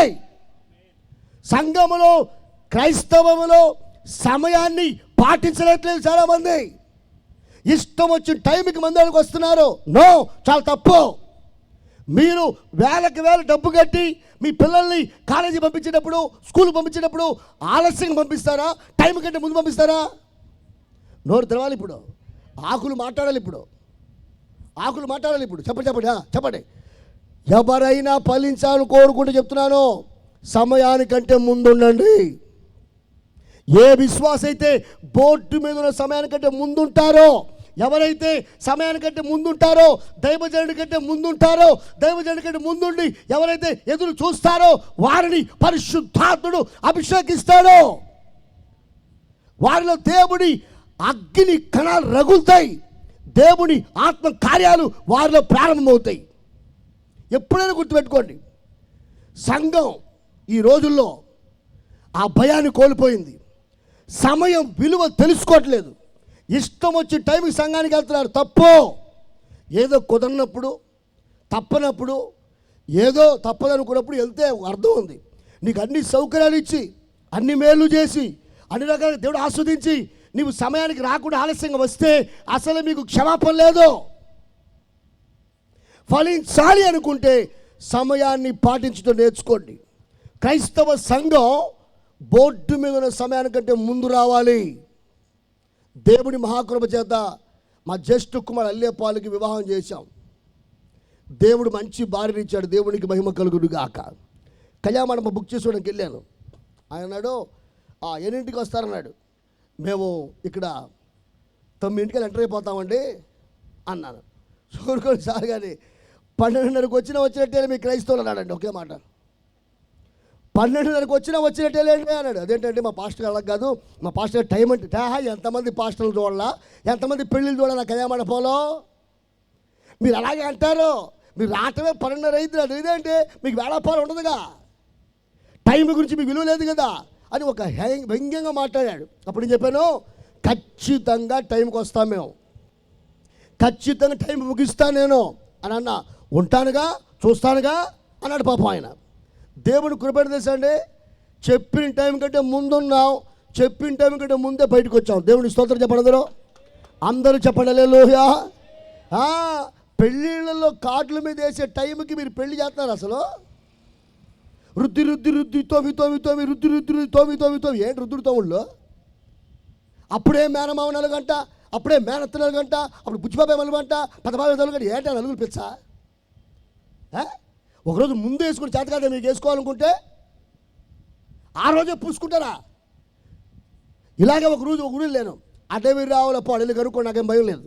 అడవి రావుల పాడు ఇక్కడి నుంచి అది 60 కిలోమీటర్ ఉంటుంది మీకు. అడవి రావుల పాడు నందిగ్రామం దగ్గర. ఆ గ్రామంలో పెళ్ళి అన్నారు. ఓకే వెళ్ళాను. 10 కంటే 9 వెళ్ళిపోయాను. ఏంటమ్మా ఏంటి ఎవరు కనిపించంటే కూర్చోండి అక్కడ టిఫిన్ చేయండి అన్నారు. టిఫిన్ ఏంటమ్మా పెళ్ళి అన్నా, టిఫిన్ చేయండి అన్నారు. సో టిఫిన్ చేసా. ఏంటమ్మా ఇంకా రాలేదు ఎవరు? పాలు తాగండి అయ్యారు. పాలు తాగలేదు పెళ్ళి చెప్పు పాలు తాగన్నారు. తాగాను. 11:30 అయింది. ఎవరు రావట్లేదు ఏంటమ్మా అంటే డప్పులు సౌండ్ ఇప్పింది. ఏంట్రా బాబు డప్పు అంటే మేనమావల ఇంటికి తిప్పుతున్నారు పెళ్లి కొడుకుని. దేనికి? నలుగు కోసం అంట. తిప్పి తిప్పి తిప్పి తిప్పి తీసుకొచ్చారు. ఆఖరికి భోజనం అంటున్నారు. నన్ను భోజనం ఏంటమ్మా పెళ్ళి అయినది పెళ్లి చేయాలి కంటే పెళ్లి తర్వాత అయ్యారు మీరు భోజనం చేయండి అంటారు. ఏంటమ్మా పెళ్ళి ఒకటి భోజనం ఏంటమ్మా అంటే మీరు చేయండి అయ్యారు అంటున్నారు. బోర్డు కార్డులు ఎంత వేశారు? 10ంటికి వేశారు. పెళ్లి కొడుకు లేడు, పెళ్లి కూతురు లేదు. అప్పుడు ఊళ్ళో మరి తిప్పుతారు. మంచి ఎండాకాలం. ఏం జరిగింది తెలుసా అండి? ఆఖరికి భోజనం పెట్టారు. సరే తినేసాను. తినేసిన తర్వాత ఇంకా పెళ్లి కొడుకు అంటే వస్తాడని చెప్పారు. వచ్చి పెళ్లి కొడుకు పందిరి దగ్గరికి వచ్చి కడుగులు పడిపోయాడు. ఏంట్రా బాబు అంటే ఈ మేనమావులు ఇళ్ళమ్మడి ఎండలో ఇళ్ళమ్మడి తిప్పి తిప్పి నలుగేసి ఆ వడదెబ్బ తగిలి వాంతులు కడిగి పడిపోయాడు. అయ్యగారు ప్రార్థన చేయండి అయ్యగారు అంటున్నాడు. ఏమైందిరా అంటే వడదెబ్బ. బుద్ధి జ్ఞానం ఉంటే పెళ్లి రోజున మీరు ఆ పనులు చేయకూడదు. కార్డు మీద ఉన్న టైంకి పెళ్లి చేసిన రోజునే క్రైస్తవ సమాజం బాగుపడినట్లు. బోర్డు మీద ఉన్న టైంకి ముందు రాగలిగితేనే మీలో ఫలింపు ప్రారంభమవుద్ది. ఎవరైనా సరే శారీరక జీవితంలో ఫలించాలన్నా, ఆత్మ సంబంధమైన జీవితంలో ఫలించాలన్నా టైము పాటిస్తేనే వాళ్ళు ఫలిస్తారు. టైం పాటించిన వారు శారీరకంగా ఫలించలేరు, ఆత్మీయంగా ఫలించలేరు. ఎవరైనా ఫలించాలంటే టైం పాటించే టైం చాలా ప్రాముఖ్యమైనది, చాలా అవసరమైనది. అది మేలుకరమైనది, దీవెనకరమైనది సమయం. దేవుడు చూస్తాడు. ఏ బిడ్డ అయితే ఇంట్లోనే భయభక్తులతో బయలుదేరి మందిరానికి వస్తారో వాళ్ళు రాగానే దేవుని ఆశీర్వాదం వాళ్ళకి ప్రారంభం అవుద్ది. చాలామంది గ్రహించట్లా. ఇష్టం వచ్చి టైంకి భయం లేదు. దేవుడు ఉన్నాడు, ఆయన కార్యం చేస్తాడు, ఆయన మనం చూస్తాడు, ఆయన మన పట్ల కృప చూపిస్తాడు అని ఆలోచన లేకుండానే ఇష్టం వచ్చి టైంకి మందిరానికి వస్తే నీకు ఇష్టం వచ్చిన కార్యం మాత్రం దేవుడు చేయాలి. పొరపాటు జరగదు. పక్కన చెప్పండి ఎదగాలనుకుంటే టైం పాటించడం నేర్చుకోండి. అప్పుడే వార్షికోత్సవానికి వాల్యూ ఉంటుంది, లేకపోతే లేనే లేదు. అర్థమైందా? చెప్పండి. ఎదగాలనుకుంటే చెప్పాలి అని చెప్పండి. ఎదగాలనుకుంటే ఏం పాటించాలి? దున్నపోత పనికిమాలదానా, నీకోసం పొద్దున్న లేచానే, నీకోసం నిద్ర వదులుకున్నాను, నీకోసం అన్ని రెడీ చేశాను, నీకోసం అన్ని సిద్ధపరిచాను, పనికిమాల పడుకున్నా లేని 2 పీకి నోట్లో కుక్కి బసెక్కిస్తావే పిల్లల్ని. హడావుడిగా క్యారేజ్ కట్టు పరిగెత్తావే పనికి. మరి దేవుడి సదుకు వచ్చినప్పుడు ఆ హడావుడి మీకుందా? మరి ఫలించాలి. మళ్ళీ వీళ్ళు ఫలించాలంటారు. ఏం ఫలిస్తారు మీరు? ఎక్కడ ఫలిస్తారు? సమయం పాటించని క్రైస్తవుడు ఫలింపుకు పనికిరాడు. ఫలించాలనుకున్నవాడు సమయాన్ని పాటించాలి. సమయంలో గొప్ప ఆశీర్వాదం ఉంది. దేవునికి స్తోత్రములు కలుగును గాక. సమయంలో గొప్ప ఆశీర్వాదం ఉంది. సమయాన్ని ఎవరు పాటిస్తే వారిని ఖచ్చితంగా దేవుడు ఆస్వాదిస్తాడు. సమయాన్ని పాటిస్తారంటే మీకు దేవుని భయం ఉందని అర్థం. సమయం పాటించట్లేదంటే మీకు దేవుని భయము లేదు. సమయము పాటించేంత కాలం మీకు ఎదుగుదల రాలేదు. నువ్వు పాటలు పాడే వ్యక్తివి, వాయిద్యాలు వాయించే వ్యక్తివి, కెమెరా పెట్టే వ్యక్తివి, కంప్యూటర్ పట్టుకోవచ్చే వ్యక్తివి. లార్డ్స్ అండ్ గాడ్స్లో ఒక తెడ కుదురుతుంది. ఇక్కడ ఎప్పుడు రావాలి నువ్వు? అందరికంటే అరగంట ముందు రావద్దు నువ్వు. పాట పాడాలి తెలుసుగా నీకు? పాట పాడాలి తెలుసు కదా? వచ్చేది లేటు, వెనకొచ్చి కూర్చొని అంటారు. ఏంటి 2 ముట్టికేలా ఎత్తి మీద. నువ్వు పాట పాడాలి తెలియదా నీకు? ఆ తలాంత నేను తెలుసుగా నీకు? ఎప్పుడు రావు నువ్వు? అందరికంటే ముందు రావాలి. నీ తలాంత కోసం ప్రార్థన చేసుకోవాలి. అందరు రావాలని ప్రార్థన చేయాలి, సిద్ధపడాలి. నువ్వేంటి ఇష్టం వచ్చి లాడ్స్ గాడ్లాగా వచ్చాను కూర్చొని అంటే అయ్యారు కూడా అంటాడు. అప్పుడు సరిపోద్ది. చెప్పండి, ఎదగాలంటే సమయం పాటించాలి. చెప్పండి చెప్పండి చెప్పండి. ఏమంటే ఇక్కడ చర్చిలోనే కాదు, మీ శరీర సంబంధ జీవితం ఎదగాలన్నా సమయం పాటించాలి. మీరు పనిచేసే చోట లేట్కి వెళ్ళండి, వారంలో పీకేస్తారు మిమ్మల్ని. పీకేరా? వారంలో పీకేస్తారు. నువ్వు ఎంత గొప్ప టాలెంట్ ఎవరికి కావాలి? టైం పాటించాలిగా. నువ్వు టాలెంటెడే కానీ టైం దగ్గర చాలా వీక్ నువ్వు. కాబట్టి బాబు ఈడు వస్తే పక్కన కూడా చెడిపోతాడు, తీసేయండి అంటాడు. ఎవరైనా దేవుళ్ళు ఎదగాలని కోరుకుంటే, దేవుడి కోసం ఫలించాలని కోరుకుంటే, వార్షికోత్సవాలు జరిగే కొద్ది సంవత్సరం నేను ఎదుగుదల చెందుతూ ఉండాలి అని కోరుకుంటే సమయం పాటించండి. సమయము పాటించిన క్రైస్తవునికి దేవుని భయము లేదు. సమయం పాటించిన క్రైస్తవునికి ఎదుగుదల రాదు. సమయము పాటించని క్రైస్తవుల్లో ఎన్ని తలాంతులున్నా దానివల్ల ప్రయోజనం లేదు. ప్రయోజనం లేదు. సమయం పాటించండి. సమయం యొక్క విలువ ఒకసారి చెప్తాను, జరిగిన సాక్ష్యాన్ని బట్టి. అందరూ పక్క వాళ్ళు చెప్పండి, ఆకులో సోకు కాదు. చెప్పండి, ఆకులో సోకు కాదు, ఫలాల సోకు అని చెప్పండి. సెకండ్ ఇవ్వండి. ఏ సోకు ఉండాలి? ఆకులో సోకు కాదు. ఏ సోకు కాదు? ఆకులో సోకు కాదు. ఏ సోకు ఉండాలి? ఫలాల సోకు ఉండాలి. ఏ సోకు ఉండాలి? ఫలించాలంటే ఏం పాటించాలి? ఫలించాలంటే ముందు ఏం పాటించాలి? సమయం. ఏం పాటించాలి? మళ్ళీ వచ్చే సంవత్సరం వార్షికోత్సవం వచ్చేసరికి మీలో ఏం రావాలి? ఇప్పుడు ఫలాలు రావాలి. ఆ ఫలం ముందు ఎక్కడి నుంచి రావాలి? సమయంలో. అసలు ఈ టైంకి మనం మీటింగ్ ముగించుకోవాలి తెలుసా మీకు? చుట్టుపక్కల మంచోడు కాబట్టి సరిపోయింది. చుట్టుపక్కల ప్రజలు మంచోడు కాబట్టి సరిపోయింది. ఈ టైం మనం ఏం ముగించాలి? మీటింగ్ ముగించాలి. చుట్టుపక్కల ప్రజలందరూ దేవుడు దీవించుడు గాక, పెద్దల నాయకులు అధికారులు దేవుడు దీవించుడు గాక. ఆ రెండు చేతుల పైకి దేవుని స్తోత్రం చెప్పండి. వారందరినీ దేవుడు రక్షించుడు గాక, వారికి శుభములు కలుగు చేయగాక, వారి పరలోక భాగ్యం ఇచ్చుగాక యేసు నామములో. వినండి, మన ప్రాంతాల్లో సంఘాల్లో కాదు, విదేశాల్లో టైం టు టైం రన్ అవుతాయి. ఒకరోజు పాస్టర్ గారు లేచాడు. లెగిస్తే టైం అయిపోయింది. చాలా స్పీడ్గా వెళ్ళిపోయాడు. చర్చి తలుపులు లేచి ఉన్నాయి. అయ్యయ్యో విశ్వాసులు వచ్చి ఉంటారు, లేట్ అని చెప్పి వెళ్ళిపోయి ఉంటారు అని బాధపడుతూ తలుపులన్నీ తీశాడు. తీసి లోనికి వెళ్ళిపోయాడు. పులిపిడి దగ్గరికి వెళ్ళిపోయాడు. వెళ్ళిపోయి ఆయన ఏం చేశాడు? వెంటనే మైకి తీసుకొని కొయర్ ఇంకా రాలా, టైం అయిపోయింది, కొయర్ ఇంకా రాలా, టైం అయిపోయింది, చాలా తప్పు చేశాను వాళ్ళు అని చెప్పేసి బాధపడుతూ పాట పాడుతున్నాడు. పాట పాడాడు, ఎవ్వరు రాలా. ఇంకో పాట పాడాడు. కొత్తగా ఒక వ్యక్తి వచ్చాడు. కొత్తగా ఒక వ్యక్తి వచ్చాడు. ఏడుచుకుంటూ వచ్చాడు మందిరంలోకి, కూర్చున్నాడు. ఈయన ఇంకా ఇంకో పాట పాడాడు. పాట పాడేసరికి విశ్వాసం టకా టకా టకా టకా కారులో వచ్చారు. టకా టకా టకా భయపడుతూ లోనికి వచ్చారు. ఎందుకని పాస్టర్ గారు ముందు ప్రారంభించాడు ఏంట్రా అబ్బాయి వాళ్ళని. అందరూ వచ్చారు, అందరూ కూర్చున్నారు. అందరూ చూసి పాస్టర్ గారు ఏం చేశాడు? ఏంట్రా నేనే లేట్ అనుకుంటే ఇవాళ విశ్వాసులు కూడా లేటుగా వచ్చారు, అసలు ఏంటి అని గడియారంగా చూస్తే ఆ పాస్టర్ గారి ఇంట్లో గడియారం ఎప్పుడూ అయిపోయింది. చర్చిలో ఈ విశ్వాసులు ఎప్పుడైతే ఎంటర్ అయ్యారో అప్పుడే రైట్ టైం అన్నమాట చర్చికి. మళ్ళీ పాటలు పాడుతున్నాడు, మళ్ళీ ఆరాధన చేశాడు, వాక్యం చెప్పాడు, అద్భుతంగా దేవుడు కార్యం చేశాడు, వాడుకున్నాడు. అందరూ వెళ్ళిపోతున్నారు. అప్పుడు కొత్తగా వచ్చిన వ్యక్తిని పాస్టర్ గారు పట్టుకున్నాడు. బాబు నువ్వు కొత్తగా వచ్చావేంటి? నువ్వెవరు నాకు తెలియదు, ఎక్కడుంటావు, ఏంటి ఏడుస్తున్నావేంటి, పాట పాడేటప్పుడు ఎందుకు నీకు ఏడుపు వచ్చింది, ఎందుకు ఏడ్చుకుంటూ మందిరంలోకి వచ్చావు అని అడిగాడంట. అప్పుడు అనంట, సార్ నేను పెద్ద కోటీశ్వరుడిని, నాకు ఏ కొదువ లేనే లేదు, నాకు అశాంతి ఎక్కువ ఉంది. ఏముంది? చాలామంది అమాయకులు అనుకుంటారు తింటానుకుంటే చాలు, ఉంటానుకుంటే చాలు, కట్టుకోవడానుకుంటే చాలు, దాచుకోవడానుకుంటే చాలు అనుకుంటారు. కాదు కాదు, మనిషికి వీటి వల్ల కాదు, దేవుడిచ్చే మనశ్శాంతి కావాలి. తినటానికి ఉన్నా లేకపోయినా మనశ్శాంతి ఉంటే చాలు, కట్టుకోవడానికి ఉన్నా లేకపోయినా మనశ్శాంతి ఉంటే చాలు, ఉండటానికి ఉన్నా లేకపోయినా మనశ్శాంతి ఉంటే చాలు. నిజంగా చెప్తాను, కోటీశ్వరులు కొంతమంది చెప్పకూడదు కానీ మందు తాగితే కానీ టాబ్లెట్లు వేసుకుని నిద్ర రావు. రిక్షా సొక్కే సోదరుడు ఎంత ప్రశాంతం పడుకుంటాడో దేవుని స్తోత్రం కలుగుగాక. ఏ బాధ లేదు వాళ్ళకి, ప్రశాంతం పడుకుంటారు. వాళ్ళు ఏసీలో పడుకొని పరుపు మీద తొలి నిద్ర పట్టదు.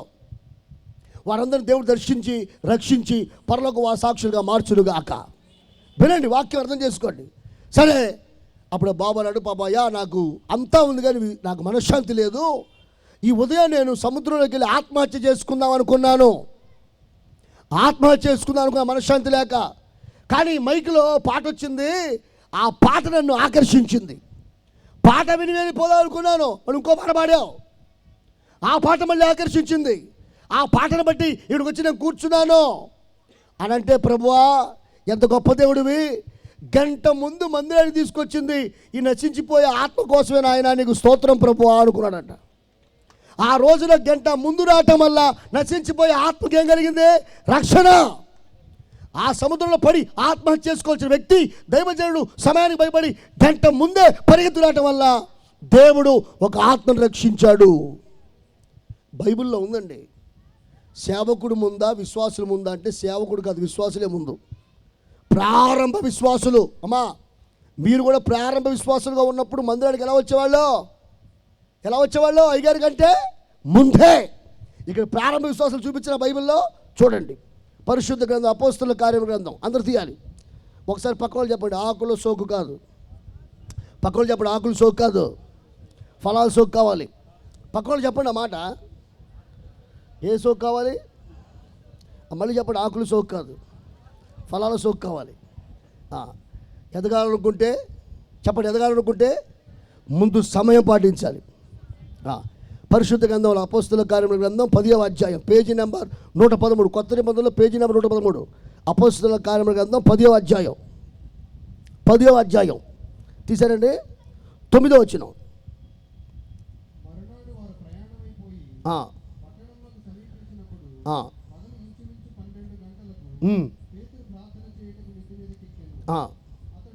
ఆకలి కొని భోజనము చేయగోరెను. చాలు, 1వ వచనం. ఇటలీ పటాలమనబడిన పటాలములో శతాధిపతి అయిన కొర్నేలి అని భక్తిపరుడొకడు కైసరయలో ఉండెను. అతడు తన ఇంటి వారందరితో కూడా దేవుని యందు భయభక్తులు గలవాడై ఉండి ప్రజలకు బహు ధర్మము చేయుచు ఎల్లప్పుడూ దేవునికి ప్రార్థన చేయువాడు. పగలు ఇంచుమించు 3 గంటల వేళ దేవుని దూత అతని యొద్దకు వచ్చి కొర్నేలి అని పిలుచుట దర్శనమందు తేటగా అతనికి కనబడెను. దర్శనములో తేటగా అతనికి. చాలు, ఇప్పుడు వినాలి. పేతురు గారు ప్రార్థన చేయక మునుపు కొర్నేలి గారు ప్రార్థన చేస్తున్నాడు. కొర్నేలి గారు ప్రార్థన చేసేటప్పుడు కొర్నేలి ఎవరు తెలుసా? అన్యుడు. జీవము గల దేవుని గురించి ఆయనకేం తెలియదు, కానీ భక్తి ఉంది, దేవుని పట్ల భక్తి ఉంది, కానీ దేవుడు ఎవరో తెలియదానికి. అన్యుడు ప్రార్థిస్తున్నాడు. దేవుని దూత దిగి వచ్చి, ఇదిగో పలానా ప్రాంతంలో పాస్టర్ గారు ఉన్నాడు, ఆయన పిలిపించుకో పో అన్నాడు. ఆయన పిలిపించుకో పో అన్నప్పుడు ఏం చేయాలి? ఆయన మనుషుల్ని పంపించాడు. పంపించేటప్పుడు పేతురు గారు ప్రార్థనలో ఉన్నాడు. ప్రార్థనలో పేతురు గారికి దేవుడు కొన్ని దర్శనం ఇచ్చాడు, అది మీకు తెలుసు. ఆ దర్శనం ప్రకారం పేతురు గారు బయలుదేరాడు. బాగా వినాలి. ఇప్పుడు దర్శనం ఇచ్చింది కొర్నేలికి, దేవుడు పిలిపించుకోమని చెప్పింది పేతురుని. కానీ ఏం చేసిందంటే, పేతురు వచ్చేలోపు ముఖ్య స్నేహితులను, బంధువులను, కుటుంబాన్ని, పనివారిని అందరినీ రెడీ చేసి కూర్చోబెట్టాడంటే, రే మా ఇంట్లో ప్రార్థన ఎప్పుడైపోయిందో చెప్పు, తింటాను కొత్త అని చెప్పే స్నేహితులు ఉన్నారు. మరి వాళ్ళకి క్లోజ్ ఫ్రెండ్స్, ఆ డొక్కుల ఫ్రెండ్స్ ఉంటే ఎంత పోతే అంత. ఆ క్లోజ్ ఫ్రెండ్ పిలిస్తే కుక్కలా తోకూపుకుంటే గంట ముందు వెళ్ళిపోతాను అన్ని ప్రోగ్రాంలకి. కానీ మీ ఇంట్లో ప్రార్థన పెట్టి రాయ్యా అంటే వచ్చే స్నేహితుడు ఉన్నాడా నీకు? అసలు ప్రార్థనకు పిలిచే క్యారెక్టర్ నీకుందా అసలు? అక్కడ కొర్నేలి ఎవరు? 100 మంది మీద మిలిటరీ అధికారి. ఆయన స్నేహితులు ఎవరు? ఆఫీసర్లు మొత్తాన్ని పిలిచాడు, బంధువులు పిలిచాడు, స్నేహితుల్ని, బంధువుల్ని, కుటుంబాన్ని, తన దాసులందరూ రెడీ చేసి కూర్చున్నాడు. ఇప్పుడు చెప్పండి, పాస్టర్ గారు ముందా, విశ్వాసుల ముందా? చెప్పండి, ఎవరి ముందో? కూడిక కొరకు పాస్టర్ గారు ముందా, విశ్వాసుల ముందా? విశ్వాసులే. ఏంట్రా పిలిచావు అర్జెంటుగా ఏంటంటే, ఏమోరా దేవుడు ఒక పాస్టర్ గారిని పిలవన్నాడు, ఆయన రాబోతున్నాడంట, ఆయన చెప్తాడంట, వినాలంట, ఆ మాటలు మీరు కూడా ఉంటుంది పిలిచాను రా. ఈయనకేంటో తెలీదు, ఏసంటే ఎవరో కూడా తెలియడానికి పిలిచాడు రా అంటే వాళ్ళందరూ కూర్చున్నారు. ఎంత గౌరవం చూడండి, స్నేహం అంటే. అందరూ కూర్చుంటే వాళ్ళందరూ రోజుల తరపున కూర్చొని ఎదురు చూస్తూ ఉంటే అప్పుడు ఏ వాక్యం పేతురు వచ్చాడు. పేతురు వచ్చి వాక్యం చెబుతుంటే అందరి మీదకి పరిశుద్ధాత్ముడు దిగి వచ్చేసాడు. చప్పట్లు కొట్టి ప్రభునామం పొందుదాం. వాక్య భాగంలో 10 రోజులు ప్రార్థన చేస్తే దిగి వచ్చిన పరిశుద్ధాత్ముడు, 10 రోజులు ప్రార్థన చేస్తే దిగి వచ్చిన పరిశుద్ధాత్ముడు విశ్వాసులు వచ్చి ముందు కూర్చుంటే, సేవకుడి కంటే ముందు కూర్చొని ఎప్పుడు పాస్టర్ గారు వస్తాడా, ఎప్పుడు క్రమం జరుగుద్దా, ఏం చెబుతాడా, ఏం విందావా అని ఎదురు చూస్తామంటే వాళ్ళ మీదకి పరిశుద్ధాత్ముడు వెంటనే దిగి వచ్చేసాడు. ఆయన వాక్యము విన్న వారందరి మీదకి పరిశుద్ధాత్మ దిగను. ఎప్పుడైతే సంఘం సేవకుడు కంటే టైం కంటే ముందుంటారో వాళ్ళ మధ్యలోకి సేవకుడు రాగానే పరిశుద్ధాత్మ అభిషేకం వాళ్ళు పొందుతారు, గ్యారంటీ. వాళ్ళు ఉపవాసం లేరు కానీ సమయానికంటే ముందున్నారు, సేవకుడి కంటే ముందున్నారు. అందరి మీదకి పరిశుద్ధాత్ముడు దిగాడు. ఆ వచనం చదవండి, చివరిలో ఉంది చూడండి. వచనం మనవలే చూడండి, 47వ వచనం. పేతురు ఈ మాటలు ఇంక చెప్పుచుండగా అతని బోధ విన్న వారందరి మీదకి పరిశుద్ధాత్మ దిగెను. పరిశుద్ధాత్మ ఎలా దిగాడు? 47వ వచనం. అందుకు పేతురు మనవలే పరిశుద్ధాత్మను పొందిన వీరు ఎవరెలా పొందారు? 10 రోజులు ప్రార్థన చేస్తే యేసు ప్రభు శిష్యులు ఏ రకంగా పొందారో, 10 రోజులు ప్రార్థన చేస్తే యేసు ప్రభు శిష్యులు ఎలా పొందారో, అలాగే దేవుణ్ణి సన్నిధిలో ముందు ఉన్న వారికి అదే అభిషేకం దిగి వచ్చేసింది. 10 రోజులు ప్రార్థన చేస్తే దిగిన పరిశుద్ధాత్ముడు సమయాన్ని పాటిస్తే వాళ్ళకి వెంటనే అభిషేకం ఇచ్చాడు. దేవునికి మహిమ కలుగును గాక. కాబట్టి ఇప్పుడు సంఘానికి ఇప్పుడు ఏ సోకు కావాలి చెప్పాలి? ఏ సోకు కావాలి? పక్కన ఆకులు సోకు కాదు, ఫలాలు సోకు కావాలి. చెప్పండి. వచ్చే వార్షికోత్సవం వచ్చేసరికి ఏ సోకు ఉండాలి మీకు? ఫలాల సోకు. ఫలించాలంటే, ఎదగాలంటే ఏం పాటించాలి? సమయం అంటే ఎప్పుడు పాటించాలి? మీరు బోర్డు మీద సమయం కంటే ముందుకు మనము రావాలి. దేవుడి నామమునకు మహిమ కలుగును గాక, యేసయ్య నామము ఘనత కలుగును గాక, పరిశుద్ధాత్మని ప్రభావం కలుగును గాక. చప్పట్లు కొట్టి ప్రభు నామం పొందుదాం, కిడిపడదాం. దేవుని వాక్యం మీకు అర్థమైందా? దాసులు అనగా మారు మనసు పొందని వారు మారు మనసు పొందాలి. వాళ్ళ కుమారులెవరో ఎదుగుతున్న వారే దేవుని కుమారులు. ఎదగకపోతే మీకు దాసునికి తేడా లేనే లేదు. ఇప్పుడు మనం దాసులం కాదు, కుమారు ఏం చేయాలి?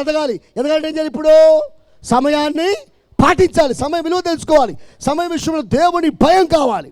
ఓకే, అంతేకాదు పౌలు గారు ఒక మాట చెప్పాడు, ఆ మాట మనకు కావాలి. చూడండి, ఎదుగుదల గురించి చెప్పాడు ఆయన. కొరింథీ రాసిన మొదటి పత్రిక 13వ అధ్యాయం 11వ వచనం. 13:11 కొరింథీ రాసిన మొదటి పత్రిక 13:11 చదవండి. నేను పిల్లవాడనై ఉన్నప్పుడు, అందరూ వినాలి, నేను పిల్లవాడనై ఉన్నప్పుడు పిల్లవాని వలె మాట్లాడి తిని, పిల్లోళ్ళలాగా మాట్లాడా, పిల్లవాని వలె తలంచి తిని, పిల్లోళ్ళ తలంచా, పిల్లవాని వలె యోచించి తిని, పిల్లోళ్ళగా ఆలోచన చేశా. ఇప్పుడు పెద్దవాడనైపోయాను, పిల్లవాని చేష్టలు మానివేసి తిని, చేష్టలన్నీ మానేశా. ఇప్పుడు అద్దములో చూచినట్టు. మళ్ళీ చదువు ఒకసారి. అనుకున్న వాళ్ళందరూ ఖచ్చితంగా ఇంత సహోదరుతో పాటు అందరూ చెప్పాలి మైకులో గట్టిగా. ఎవరు గట్టి చెప్తే వాళ్ళ జీవితం దేవుడి ఆత్మ కలుగా యేసు నామములో. నేను పిల్లవాడనై ఉన్నప్పుడు, అందరూ చెప్పడమా, నేను పిల్లవాడనే ఉన్నప్పుడు పిల్లవాని వలె మాట్లాడి తిని. ఆగండి, ఇటు సౌండ్ అట్లా నీళ్ళల్లో పడిపోయిన అప్పుడల్లా మెత్తకున్నారేటమ్మా, గట్టిగా చెప్పండి. నేను పిల్లవాడనై ఉన్నప్పుడు పిల్లవాని వలె మాట్లాడి తిని, పిల్లవాని వలె తలంచి తిని, పిల్లవాని వలె యోచించి తిని, ఇప్పుడు పెద్దవాడనై పిల్లవాని చేష్టలు మానేసా. పౌలు గారు ఇచ్చిన స్టేట్మెంట్ అది. ఒకప్పుడు నాకు ఎదుగుదల లేదు బాబు, నాకు ఆకుల సోకే ఉండేది, ఫలాల సోకు లేదు. ఒకప్పుడు నేను ఎదగలేదా? ఏమైందయ్యా? ఏంటంటే నా మాటల్లో మార్పు రాలా. పిల్లోళ్ళలాగా మాట్లాడా అంటే అర్థం. ఇప్పుడు ఎదుగుదల చెందావని ఏం చెబుతుంది? నీ నోటి మాట చెబుతుంది మీరు ఎదుగుదల చెందారని. చాలామంది దేవుని బిడ్డలు సంవత్సరాలు గడుస్తున్నాయి కానీ నోటి మాటల్లో మాత్రం ఆ దైవత్వం కనిపించట్లేదు. పిల్లవాడి వలె మాట్లాడి తిని ఇప్పుడు మాట్లాడడం మానేసా. ఎందుకని? ఎదిగాను. ఎదగనప్పుడు పిల్లల్లో మాట్లాడా, ఎదిగాను ఆ పిల్ల శాస్త్రాన్ని మానేసా. అంటే అర్థం ఏంటి? ఇప్పుడు మీరైనా నేనైనా ఎదిగాము అని చెప్పేది ఏంటంటే మనం మాట్లాడే మాట. దేవుణ్ణి నమ్ముకొనక మునుపు ఎలా మాట్లాడావో దేవుణ్ణి నమ్ముకున్న తర్వాత కూడా అలాగే మాట్లాడితే ఎదుగుదల అంటారు దాన్ని. ఎదుగుదలగానే కాదు. చాలామంది నోటి మాటలు ఇప్పటికీ ఎదుగుదల చెందిన మాటలుగా లేవు. ఎదుగుదల లేని వారు మాట్లాడే మాటలుగానే ఉన్నాయి. బైబిల్ చెప్పేదేంటి? మీ సంభాషణ ఎల్లవేళలా ఉప్పు వేసినట్లు రుచికరముగా ఉండాలి. మీ సంభాషణ కృపాసహితముగా ఉండాలి. ఎందుకని? మీరు దేవుని బిడ్డలు అయ్యారు. దేవుని బిడ్డలు కాకమనుపు నోటికొచ్చింది మాట్లాడావు. దేవుని బిడ్డలు కాకమనుపు నీ నోటికి అదుపు లేదు. నోటికి వచ్చిందిగా నువ్వు ప్రవర్తించావు. కానీ ఇప్పుడు దేవుళ్ళకి వచ్చావు కాబట్టి అది పనికిరాదు. దేవుళ్ళకి వచ్చావు కాబట్టి ఎదుగుదల చెందుతున్న విశ్వాసి వలె మాట్లాడాలి. ఆ మాటల్లో మార్పు రానంత కాలం మీకు ఎదుగుదల లేదని అర్థం. బుద్ధి లేడా? బుద్ధి లేదన్నా? దున్న పొదలకు ఎదిగావు. ఏంటి ఆ మాటలో? నీ వయసు దగ్గర మాట్లాడేది, వయసు దగ్గర మాట్లాడే అని చెప్పి ఎంతమంది లేరండి? చాలామంది ఉన్నారు. ఎందుకని? వాళ్ళు వయసుకైతే పెరిగారు కానీ మాటలు బాగోలేవు. నీ మాట బాగోపోతే సమాజంలో దేవుని నామానికి అవమానం కలుగుద్ది. దేవుని బిడ్డలైన వారు దుర్భాషలు ఆడకూడదు. ఈ రోజుకి చాలామంది క్రైస్తవులు అని చెప్పుకుంటూ ఏదైనా చిన్న గొడవ వస్తే బూతులాడే క్రైస్తవులు ఉన్నారు. ఒక క్రైస్తవుడు బూతు మాట మాట్లాడుతున్నాడంటే, దుర్భాష మాట్లాడుతున్నాడంటే, సరసోక్తులు మాట్లాడుతున్నాడంటే, అపవిత్రమైన మాటలు మాట్లాడుతున్నాడంటే ఆ క్రైస్తవుడికి ఎదుగుదల లేదు. వాడికి ఆకుల సోకు ఉంది కానీ ఫలాల సోకు లేదు. ఒక్కొక్కరు నోరు తెరిసే గబ్బు, భయంకరమైన మున్సిపాలిటీ, పైన పర్సనాలిటీ, నోరు తెరిస్తే మున్సిపాలిటీ. తేడా వస్తే చాలు అత్తాకోడలు తేడా వస్తే చాలు అసలు ప్రార్థన చేస్తున్న సంగతే మర్చిపోయి అత్తని కోడలు తిట్ట, కోడని అత్త తిట్ట, భర్తని భార్య తిట్ట, భార్యని భర్త తిట్ట, తల్లిదండ్రులు పిల్లలు తిట్ట, పిల్లలు తల్లిదండ్రులు తిట్ట, చుట్టుపక్కల వాళ్ళు తిట్ట, ఊళ్ళో వాళ్ళు తిట్ట. వీళ్ళ వల్ల దేవుని నామం దూషింపబడుచున్నది. పేతురు రాసిన రెండవ పత్రిక 2వ అధ్యాయం 2వ వచనం చదవండి. పేతురు రాసిన 2వ పత్రిక 2వ అధ్యాయం 2వ వచనం. త్రాసవారి అనేకులు వారి పోకిరి చేష్టలను అనుసరించి నడుతురు. వీరిని బట్టి సత్య మార్గము దూషింపబడును.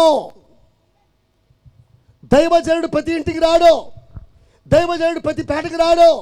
ప్రతి పేటలో, ప్రతి ఇంటిలో, ప్రతి వీధిలో విశ్వాసులైన మీరు ఉంటారు.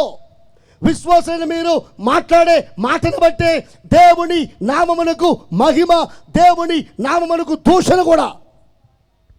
మీరు మాట్లాడే మాటలు పవిత్రంగా ఉంటే, మీరు మాట్లాడే మాటలు మంచిగా ఉంటే, మీరు మాట్లాడే మాటలు కృపాసహితంగా ఉంటే, క్షేమకరంగా ఉంటే, ఆశ్చర్యకరంగా ఉంటే, ఏ వీధిలో మీరు ఉంటారో ఆ వీధిలో యేసయ్య నామం మయపరచబడుద్ది.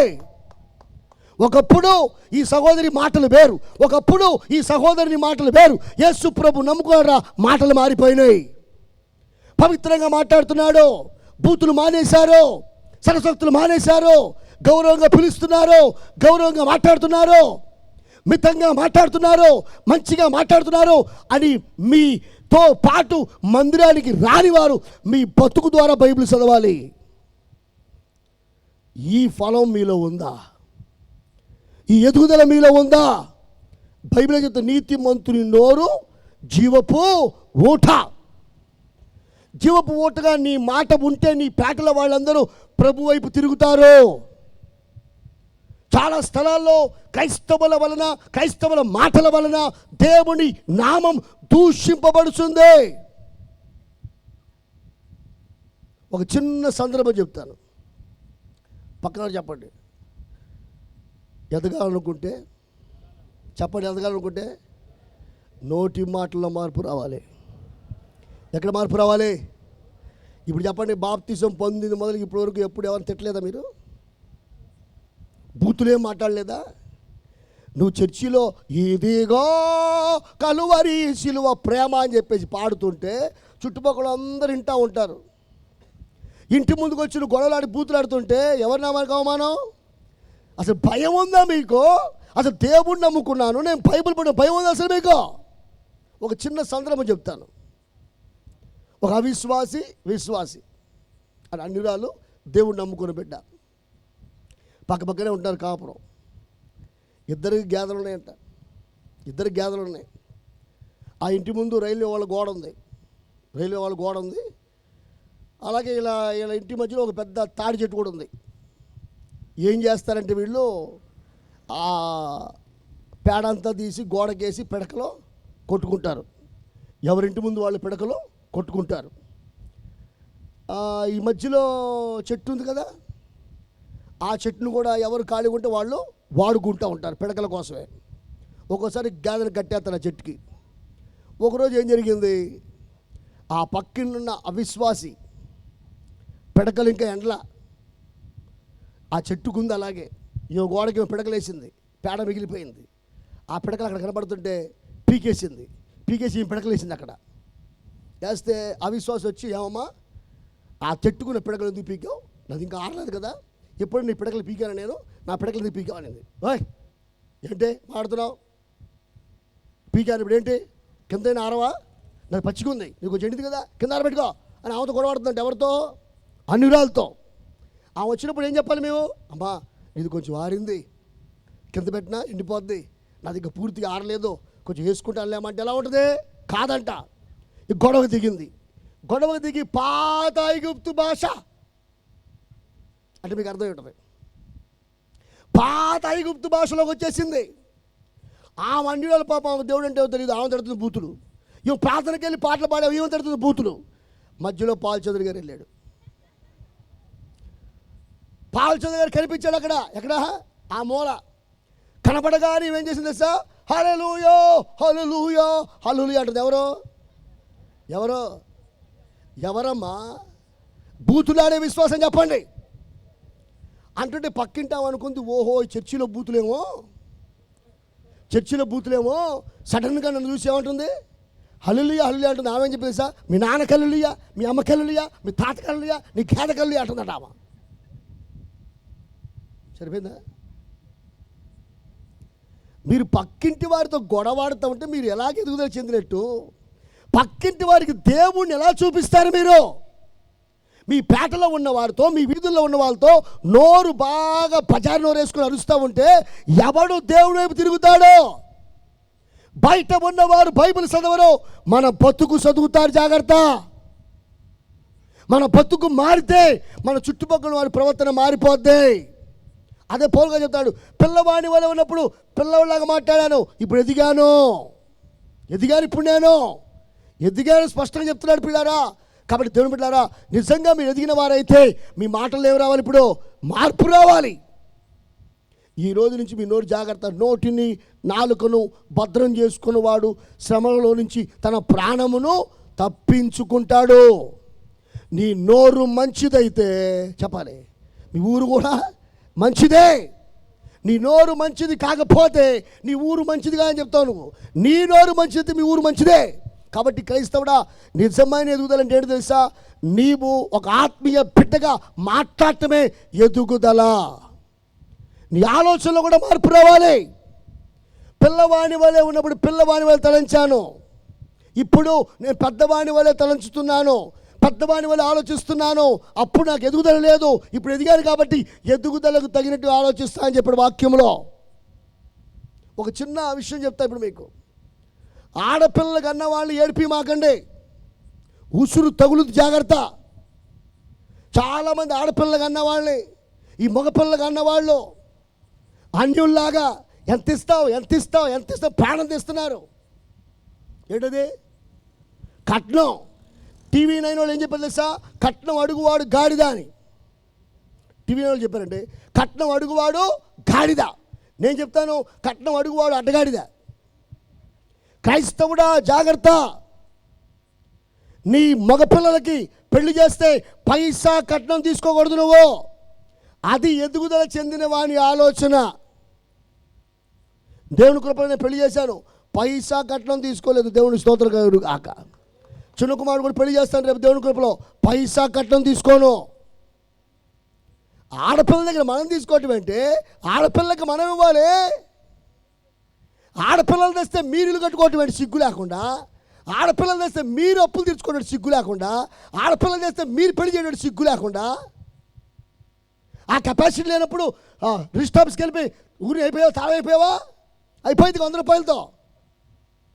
గ్రాండ్గా చేయాలంట, పెళ్లి కూతురు డబ్బులతో చేసుకుంటారంట. ఇల్లు దగ్గర మెరిచిపోవాలంట, పెళ్లి కూతురు కట్నంతో చేసుకుంటారంట. కొంచెం అప్పు ఉందంట, అప్పు తీర్చాలంట, పెళ్లి కూతురు కట్నంతో తీసుకుంటారంట. మరి వాళ్ళ అమ్మ పరిస్థితి ఏంటి, వాళ్ళ ఆడ పరిస్థితి ఏంటి? వాళ్ళ అమ్మాయిని కన్నారు కాబట్టి ఏమైపోతే మాకెందుకో?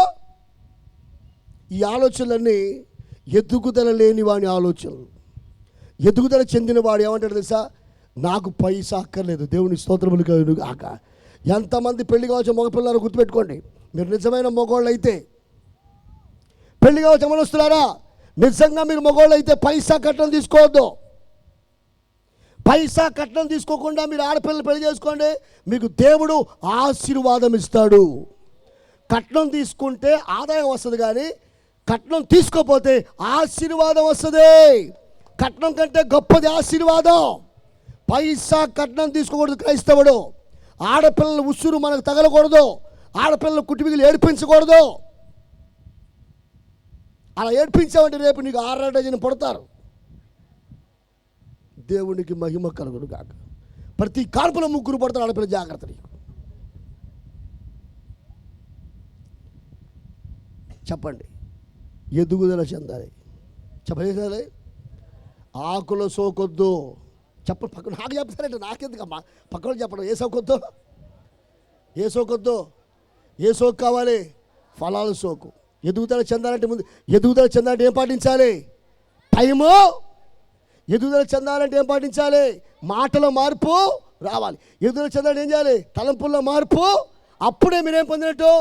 ఎదుగుదల చెందినట్టు. ఇప్పుడు ఇంకో వాక్యం ముగించేస్తాను. ఎవరు కంగారు పడద్దు, గంటలు అయిపోయింది మీటింగ్. దేవుని సోదరు చెప్పండి. ముందు వచ్చారండి, మీరు ముందు వచ్చారండి, లాస్ట్లో వచ్చారు కదా, ఆ లాస్ట్లో కవర్ చేయాలి కదా. 2 చేతులు పైకి దేవుని సోదరు చెప్పండి. అందరూ చెప్పండి హల్లెలూయా. మళ్ళీ ఒకసారి చెప్పండి, మాట మర్చిపోకుండా. ఆకులు సోకు కాదు, ఫలాలు సోకు కావాలి. చెప్పండి చెప్పండి చెప్పండి. ఎదగాలనుకుంటే సమయం పాటించాలి. ఎదగాలంటే నోరు కాపాడుకోవాలి. ఎదగాలంటే ఆలోచనలు కాపాడుకోవాలి. నిజంగా ఎదిగితే చెప్పండి, నిజంగా ఎదిగితే పైసా కట్టడం తీసుకోకూడదు. గట్టిగా చప్పట్లు కొట్టి ప్రభువుని పడదాం. గట్టిగా సంతోషంగా చప్పట్లు కొడదాం పిల్లారా. గ్లోరీ టు జీసస్ హల్లెలూయా. ఇంకొక విషయం కూడా చెప్తున్నాను. ధనవంతులైన సహోదరులారా, పేదరికం ఉన్న ఆడపిల్లలు చేసుకొని పెళ్ళి. ప్రపంచంలో పేదరికాన్ని ఎవడు పారదోలేడు, నేను చెప్పిన మార్గంలో చేస్తే తప్ప. ప్రతి ధనవంతుడు ఒక పేదింటి అమ్మాయిని పెళ్లి చేసుకుంటే ఎందుకు పేదరికం పారిపోదు? ధనవంతులు చేసుకుంటారు. ధనవంతులే కావాలి. ధనవంతులకు పేదింటి అమ్మాయిని పెళ్లి చేసుకుంటే ఒక పేదరికాన్ని నువ్వు కుటుంబం నుంచి బయటికి తోసేట్టే. పాటించండి, సమాజానికి మంచి చేయండి, మేలుకరంగా బతకండి, ఎదుగుతున్నారని నిరూపించండి. ఇంకొక వాక్యభావం మనం చూస్తే పౌలు గారు అంటున్నాడు, ఇదిగో నేను మీ దగ్గరికి వచ్చాను, మీ దగ్గరికి వచ్చినప్పుడు బలమైన ఆహారం తెచ్చా. చెప్పండి, ఆహారం తెచ్చాను. అందరూ చెప్పలే, ఆహారం తెచ్చాను, బలమైన ఆహారం తీసుకొచ్చా. అదేంటో, మీరు ఎదిగామని పేరు, ఫ్యాన్ కొంచెం ఆపేడు, ఎదిగామని పేరే ఉంది కానీ ఎదుగుదల మాత్రం మీకు లేదు అని వాక్యభావంలో బాధపడుతూ ఆయన చెబుతున్నటువంటి మాట మన వాక్యభావంలో చూద్దాం. కొరింథీ రాసిన పత్రిక, కొరింథీ రాసిన మొదటి పత్రిక 3:2 చదవండి. 3:2 చదవండి. అప్పటిలో మీకు బలము చాలకపోయినందున కొరింథీ రాసిన మొదటి పత్రిక 3:2 అప్పటిలో మీకు బలము చాలకపోయినందున పాలతోనే మిమ్మల్ని పెంచి తిని పెంచాను గాని అన్నముతో మిమ్మల్ని పెంచలేదు. అన్నంతో పెంచలేదు. మీరింకను శరీర సంబంధులై ఉండుట వలన ఇప్పుడును మీరు బలహీనులై ఉన్నారు కాదా? మీలో అసూయయు ఏముందంట? అసూయ కలహం ఉండగా మీరు శరీర సంబంధులై మనుష్య రీతిగా నడుచుకుని వారు కారా. ఒకడు నేను పౌలు వాడను. చాలు పక్కన వారికి మళ్ళీ చెప్పండి. ఆకుల సోక్ కాదు, ఫలాల సోక్ కావాలి. ఎదగాలనుకుంటే టైం పాటించాలి. చెప్పండి. ఎదగాలంటే ఏం పాటించాలి? ఎదగాలనుకుంటే ఏం కాపాడుకోవాలి? నోరు కావాలి. ఎదగాలంటే ఏం కాపాడుకోవాలి?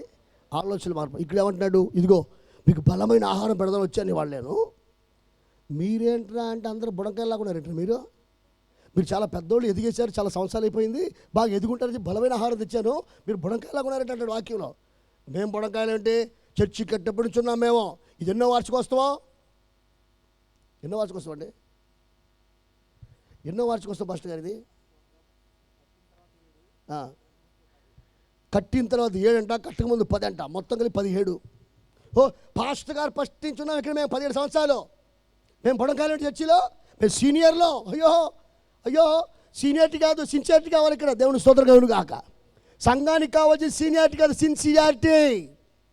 సమాజానికైనా సీనియారిటీ కాదు కావాల్సిన, సిన్సియారిటీ కావాలి. సమాజంలో అయినా సరే 17 సంవత్సరాలు అయింది. 17వ వార్షికోత్సవం ఉన్నాయి ఇప్పుడు మనం లెక్క అయితే. 17వ వార్షికోత్సవం 17 సంవత్సరాలు చర్చిలో ఉంటే మమ్మల్ని ఎదగలేదంటావా? మాకు పాట రాదా? పాడతాగా మేము పాటలో, ఆరాధన చేస్తాంగా, వాక్యం చదువుతాంగా, వాక్యం కూడా బోధిస్తాంగా, ప్రార్థన చేస్తాంగా, బాగానే సంక్రమణ ఉంటాంగా. ఎదుగుదల లేదంటే ఏంటి? మీకు ఎదుగుదల లేదయ్యా. అదేంటయ్యా బాబు ఏం ఎదిగారు? మొగ్గయ్య గారు మీలో అసూయలు ఉన్నాయి. ఏమున్నాయి అంటే సంఘానికి వచ్చే వాళ్ళకి అసూయ ఉంటే వారు ఎదిగినట్లు కాదు. సంఘములో కలగములు ఉంటే వారు ఎదిగినట్టు కానే కాదు.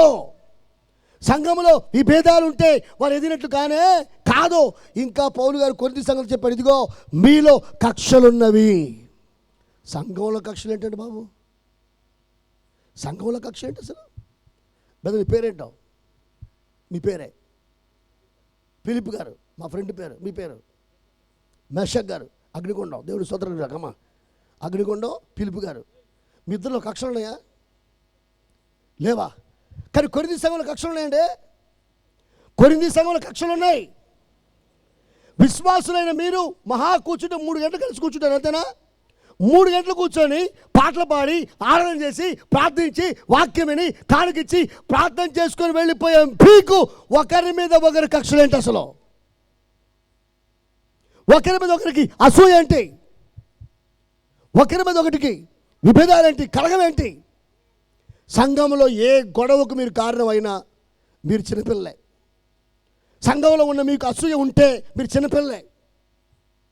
సంఘంలో మీరు ఎప్పుడైనా సరే కక్ష కలిగిన వారుగా వస్తే మీరు ఇంకా చిన్నపిల్లలే, ఎదుగుదల చదవలేదు.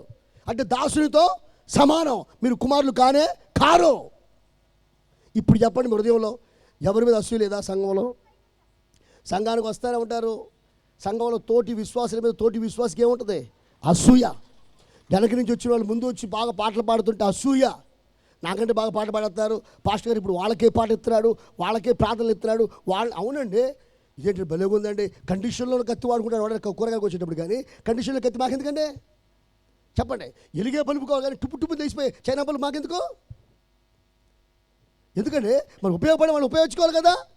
నీకేం రావాలి? వెనక నుంచి వచ్చిన వాళ్ళు బాగా ఉపయోగపడతారు, ముందు నుంచున్నాను, ఇప్పుడే ఉపయోగపడలేదు, ఇక నువ్వు కూడా ఉపయోగపడతానని ఆలోచన రావాలిగా. ఆలోచన రాదు. అసూయ. పాస్టర్ గారు ఎవరితో ఎక్కువ ఉంటే అసూయ. ఒకవేళ పాస్టర్ గారు ఎవరైనా తీసుకెళ్తుంటే అసూయ. మేము కనిపించలే అయ్యగారికి వాళ్ళే కనిపించారు. ఎక్కించుకెళ్ళండి అయ్యా, మీ కారులో వాళ్ళే ఎక్కించుకెళ్ళండి, మేము ఎందుకులే, మేము వెళ్తామని అని ఏడుపు పక్కబడతారు. ఎందుకులేయా, ఎత్తుకెళ్ళయ్యా అని మాటలు చెప్పే ఉద్దేశం. ఆ మాట నీ నోట్లో వచ్చిందంటే నీళ్ళు అసూయ వచ్చేసిందే.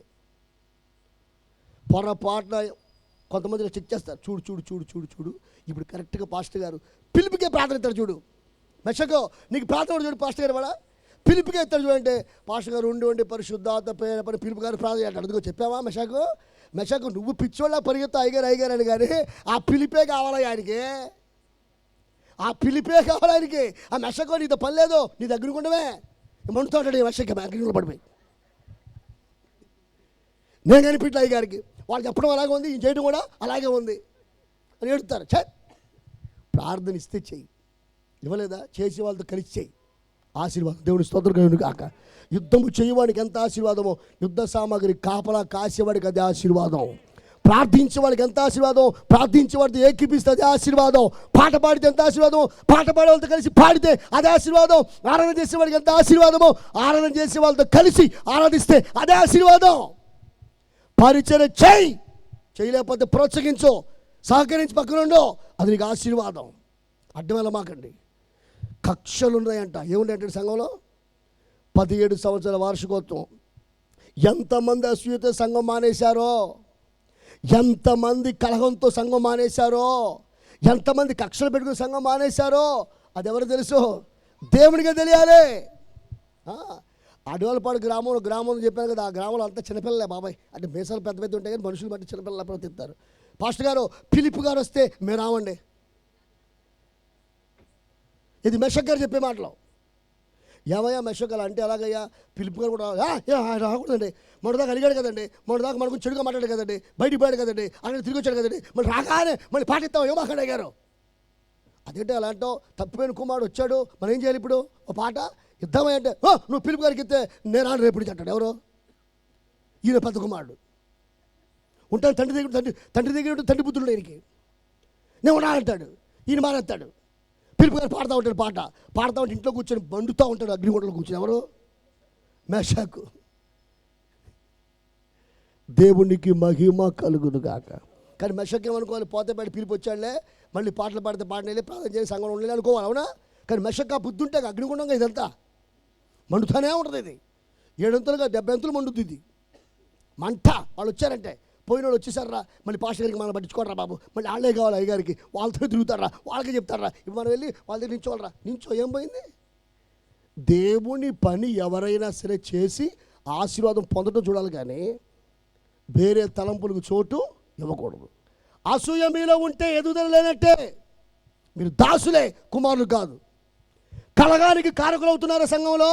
మీరు దాసులే, కుమారులు కాదు. ఒకరి మీద ఒకరి కక్షలు ఉన్నాయా? మీరు దాసులే, కుమారులు కారు. ఎదుగుదలంటే వాక్యం ప్రకారం దేవుని ప్రేమ కలిగి ఉన్నవాడే. దేవునికి స్తోత్రములు కలుగుగాక. అందరూ చెప్పండి హల్లెలూయా. ఎవరి ప్రేమ కలిగి ఉండాలి? దేవుని ప్రేమ కలిగి కొనసాగేవాడు ఎదుగుదల కలిగిన వాడు. వాడికి అసూయ ఉండదు, కలహం ఉండదు, కక్షలు ఉండవు, కోపం ఉండదు, ఏముండదు. ఏదో దులిపేసుకుంటే ప్రభా నీకు స్తోత్రం అనుకుంటాడు అంతే. ఒక సంఘ ప్రారంభం నుంచి ఆ సంఘంలో చనిపోయేదాకా ఎవరైతే ఉంటారో నిజంగా వారి ఆశీర్వాద పాత్రులు. వారు నిజంగా దేవుడు మేలు చేస్తాడు. దేవుని స్తోత్రం కలుగును గాక. అడుగు పెట్టావా, మళ్ళీ పరలోకులు అడుగు పెట్టితే సంఘాన్ని విడిచిపెట్టకూడదు. హత్తుకొని ఉండాలంటే చేయాలి? వాక్యం ప్రకారం ఎదుగు. వాక్యం ప్రకారం ఎదిగితే ఈ తలంపులు మారుతాయి, మాట మారుద్ది, నీ ఆలోచన మారుద్ది, నీ ప్రవర్తన మారిపోద్ది. అప్పుడు ఫలాలు నీలోంచి బయటకు వస్తూ ఉంటాయి. దేవుని స్తోత్రములు కలుగును గాక.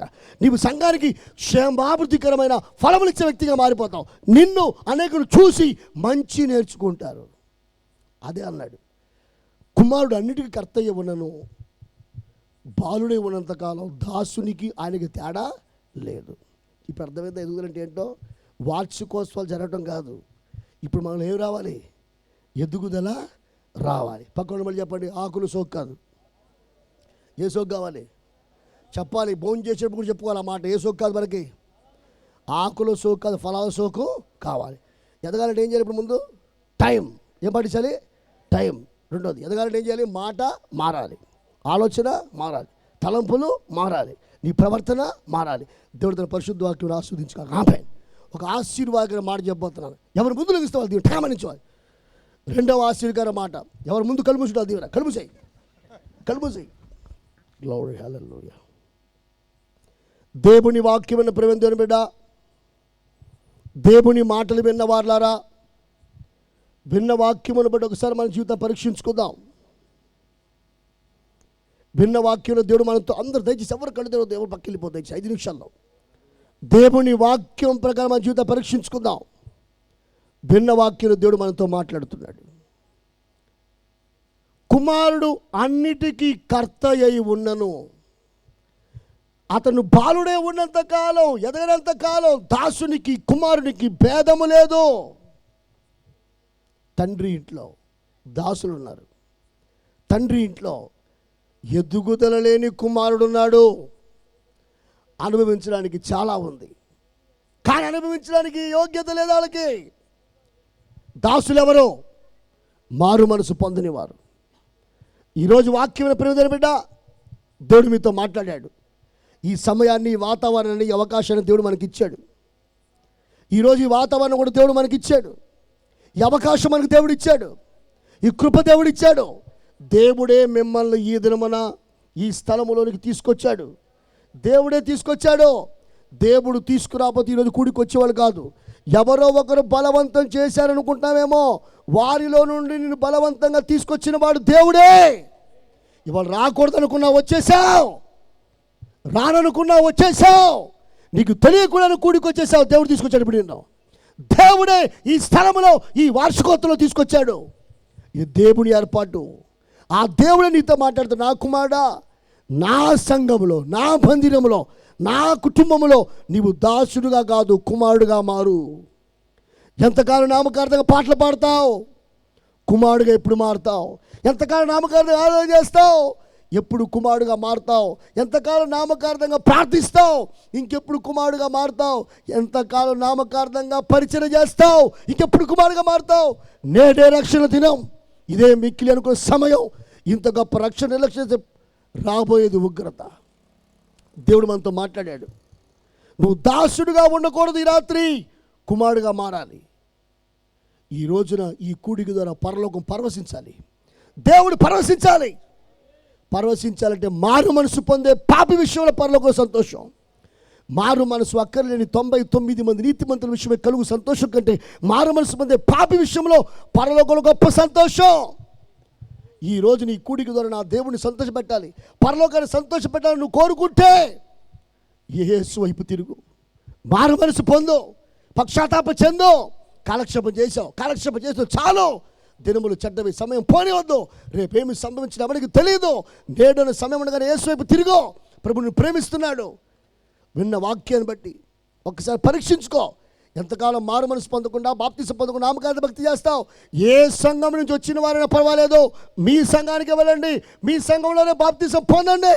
కానీ పరీక్షించుకుని ఒకసారి, ఎంతకాలం నామకార్థ భక్తి చేస్తావు, ఎంతకాలం నామకార్థంగా జీవిస్తావు?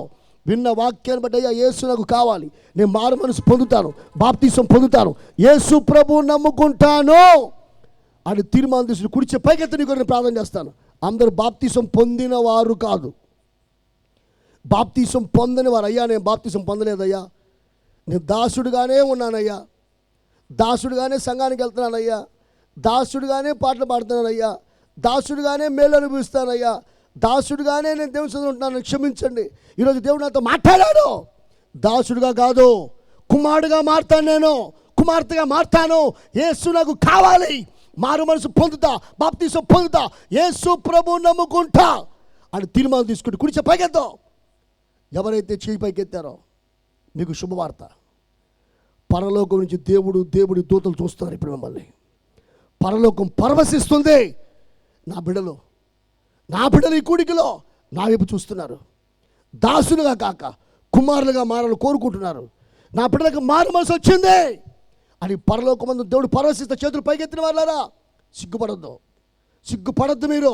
మీరు బాప్తిసం తీసుకోవాలి, ఖచ్చితంగా ప్రభువు నమ్ముకోవాలి, మారు మనసు పొందాలి. కాబట్టి ముందు నేను ప్రార్థన చేస్తాను, మీకోసం నేను ప్రార్థన చేస్తా. సిగ్గుపడకుండా ముందుకు రండి. అందరూ కళ్ళు మూసుకోవాలి. ఎవరు కళ్ళు చేసిన దీవెన పోయినట్టే. తీర్మానం తీసుకున్న మీరు, చేతులు పైకెత్తిన మీరు, ఉన్న స్థలం నుంచి త్వరగా రండి. ఎవరు ముందొస్తే వాళ్ళకి దీవెన ఉంటుంది. దేవుడి మహిమ కలుగుగాక. టకామనరా, బలవంతంగా ఎవరు రావద్దు. అయ్యా దేవుడు నాతో మాట్లాడాడు, యేసు నాకు కావాలి, దాసులంగా కాదు, మేము కుమారులంగా మారాలని కోరుకుంటున్నాం, కుమార్తెలంగా మారాలని కోరుకుంటున్నాం.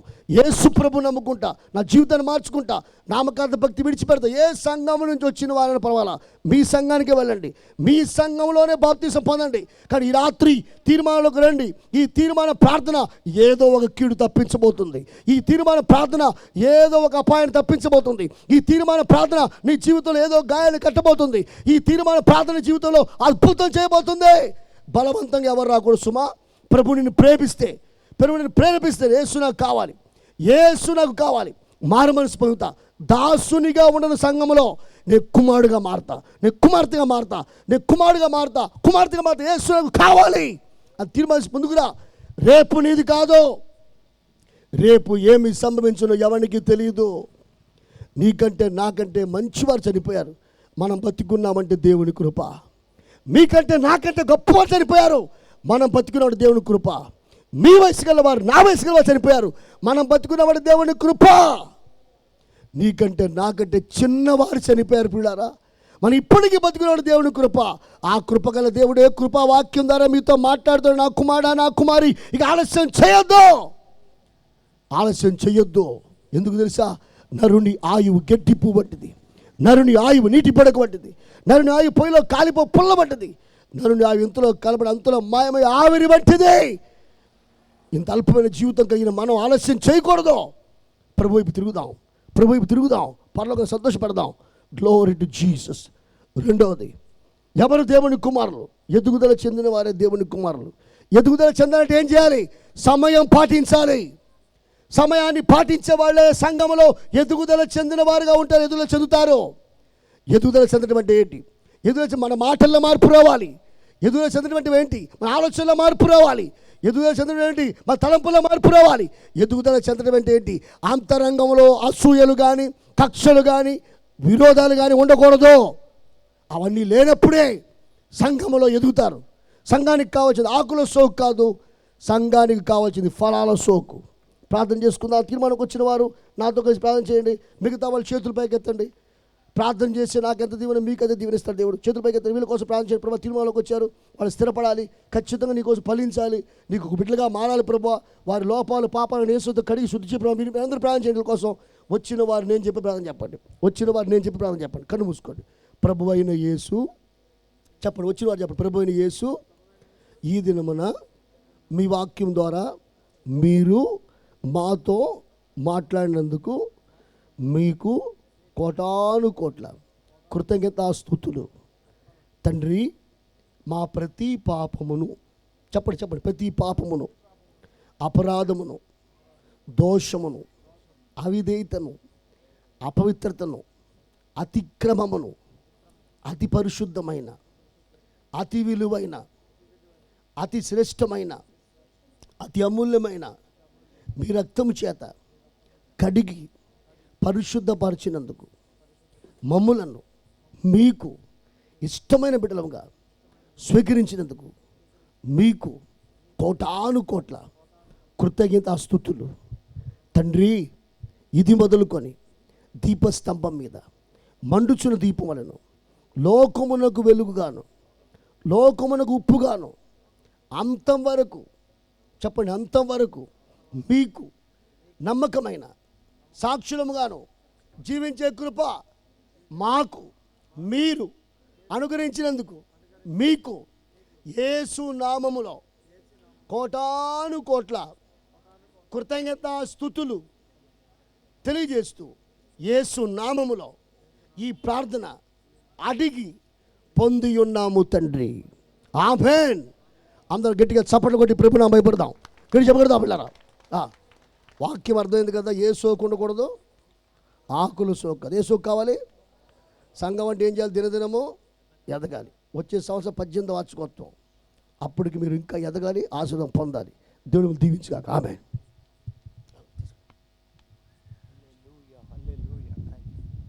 అలాగే నిలబడి ఉండగా మనం ప్రార్థన చేసుకుని ముగించుకుందాం. దయచేసి అందరూ కూడా అలాగే నిలబడి ఉండగా ప్రార్థన చేసుకుందాం. దేవునికి మహిమ కలుగును గాక. హల్లెలూయ, హల్లెలూయ, హల్లెలూయ. ప్రార్థన చేద్దామా? ఈ సమయంలో అందరూ కూడా 2 చేతులు పైకెత్తి ఒక్క నిమిషం ప్రార్థన, వెంటనే ఆశీర్వాదం. మీరందరూ కూడా ఇంటికి వెళ్దురుగా. దేవునికి మహిమ కలుగునుగాక. హల్లెలూయా. అందరూ కూడా 2 చేతులు పైకెత్తి ఒకసారి ప్రార్థన చేసుకుందాం. దేవునికి మహిమ కలుగునుగాక. హల్లెలూయా, హల్లెలూయా. మన మధ్యలో ఉన్నటువంటి దైవజనులు తిమోతి పాస్టర్ గారు ప్రార్థన చేస్తారు. అలాగే రంగానగర్ నుండి వచ్చినటువంటి దైవజనులు జాన్ లూయిస్ గారు ముందుకు వచ్చి ఆశీర్వాదం ఇస్తారు. మనం ప్రార్థన ఆశీర్వాదంతో ముగించుకుందాం. ప్రార్థన చేసుకుందామండి. పరిశుద్ధుడైన మా ప్రియ పరలోకపు తండ్రి, కోటాను కోట్ల కృతజ్ఞతాస్తుతులు చెల్లిస్తున్నాను తండ్రి. నాయనా, ఈ 14వ తారీఖు రాత్రి, మొదటి రాత్రి ఘనంగా జరిగించారు. మొదట్లో పాటల ద్వారా, ఆరాధన ద్వారా మహిమ తెచ్చుకున్నారు. నా తండ్రి దైవజనుడు, నా తండ్రి జీవసాగర్ గారు నిలబెట్టుకుని గొప్ప సాక్ష్యం ద్వారా మహిమ తెచ్చుకున్నందుకు కోటాను కోట్ల స్తోత్రాలు తండ్రి. మా దైవజనులు నా తండ్రి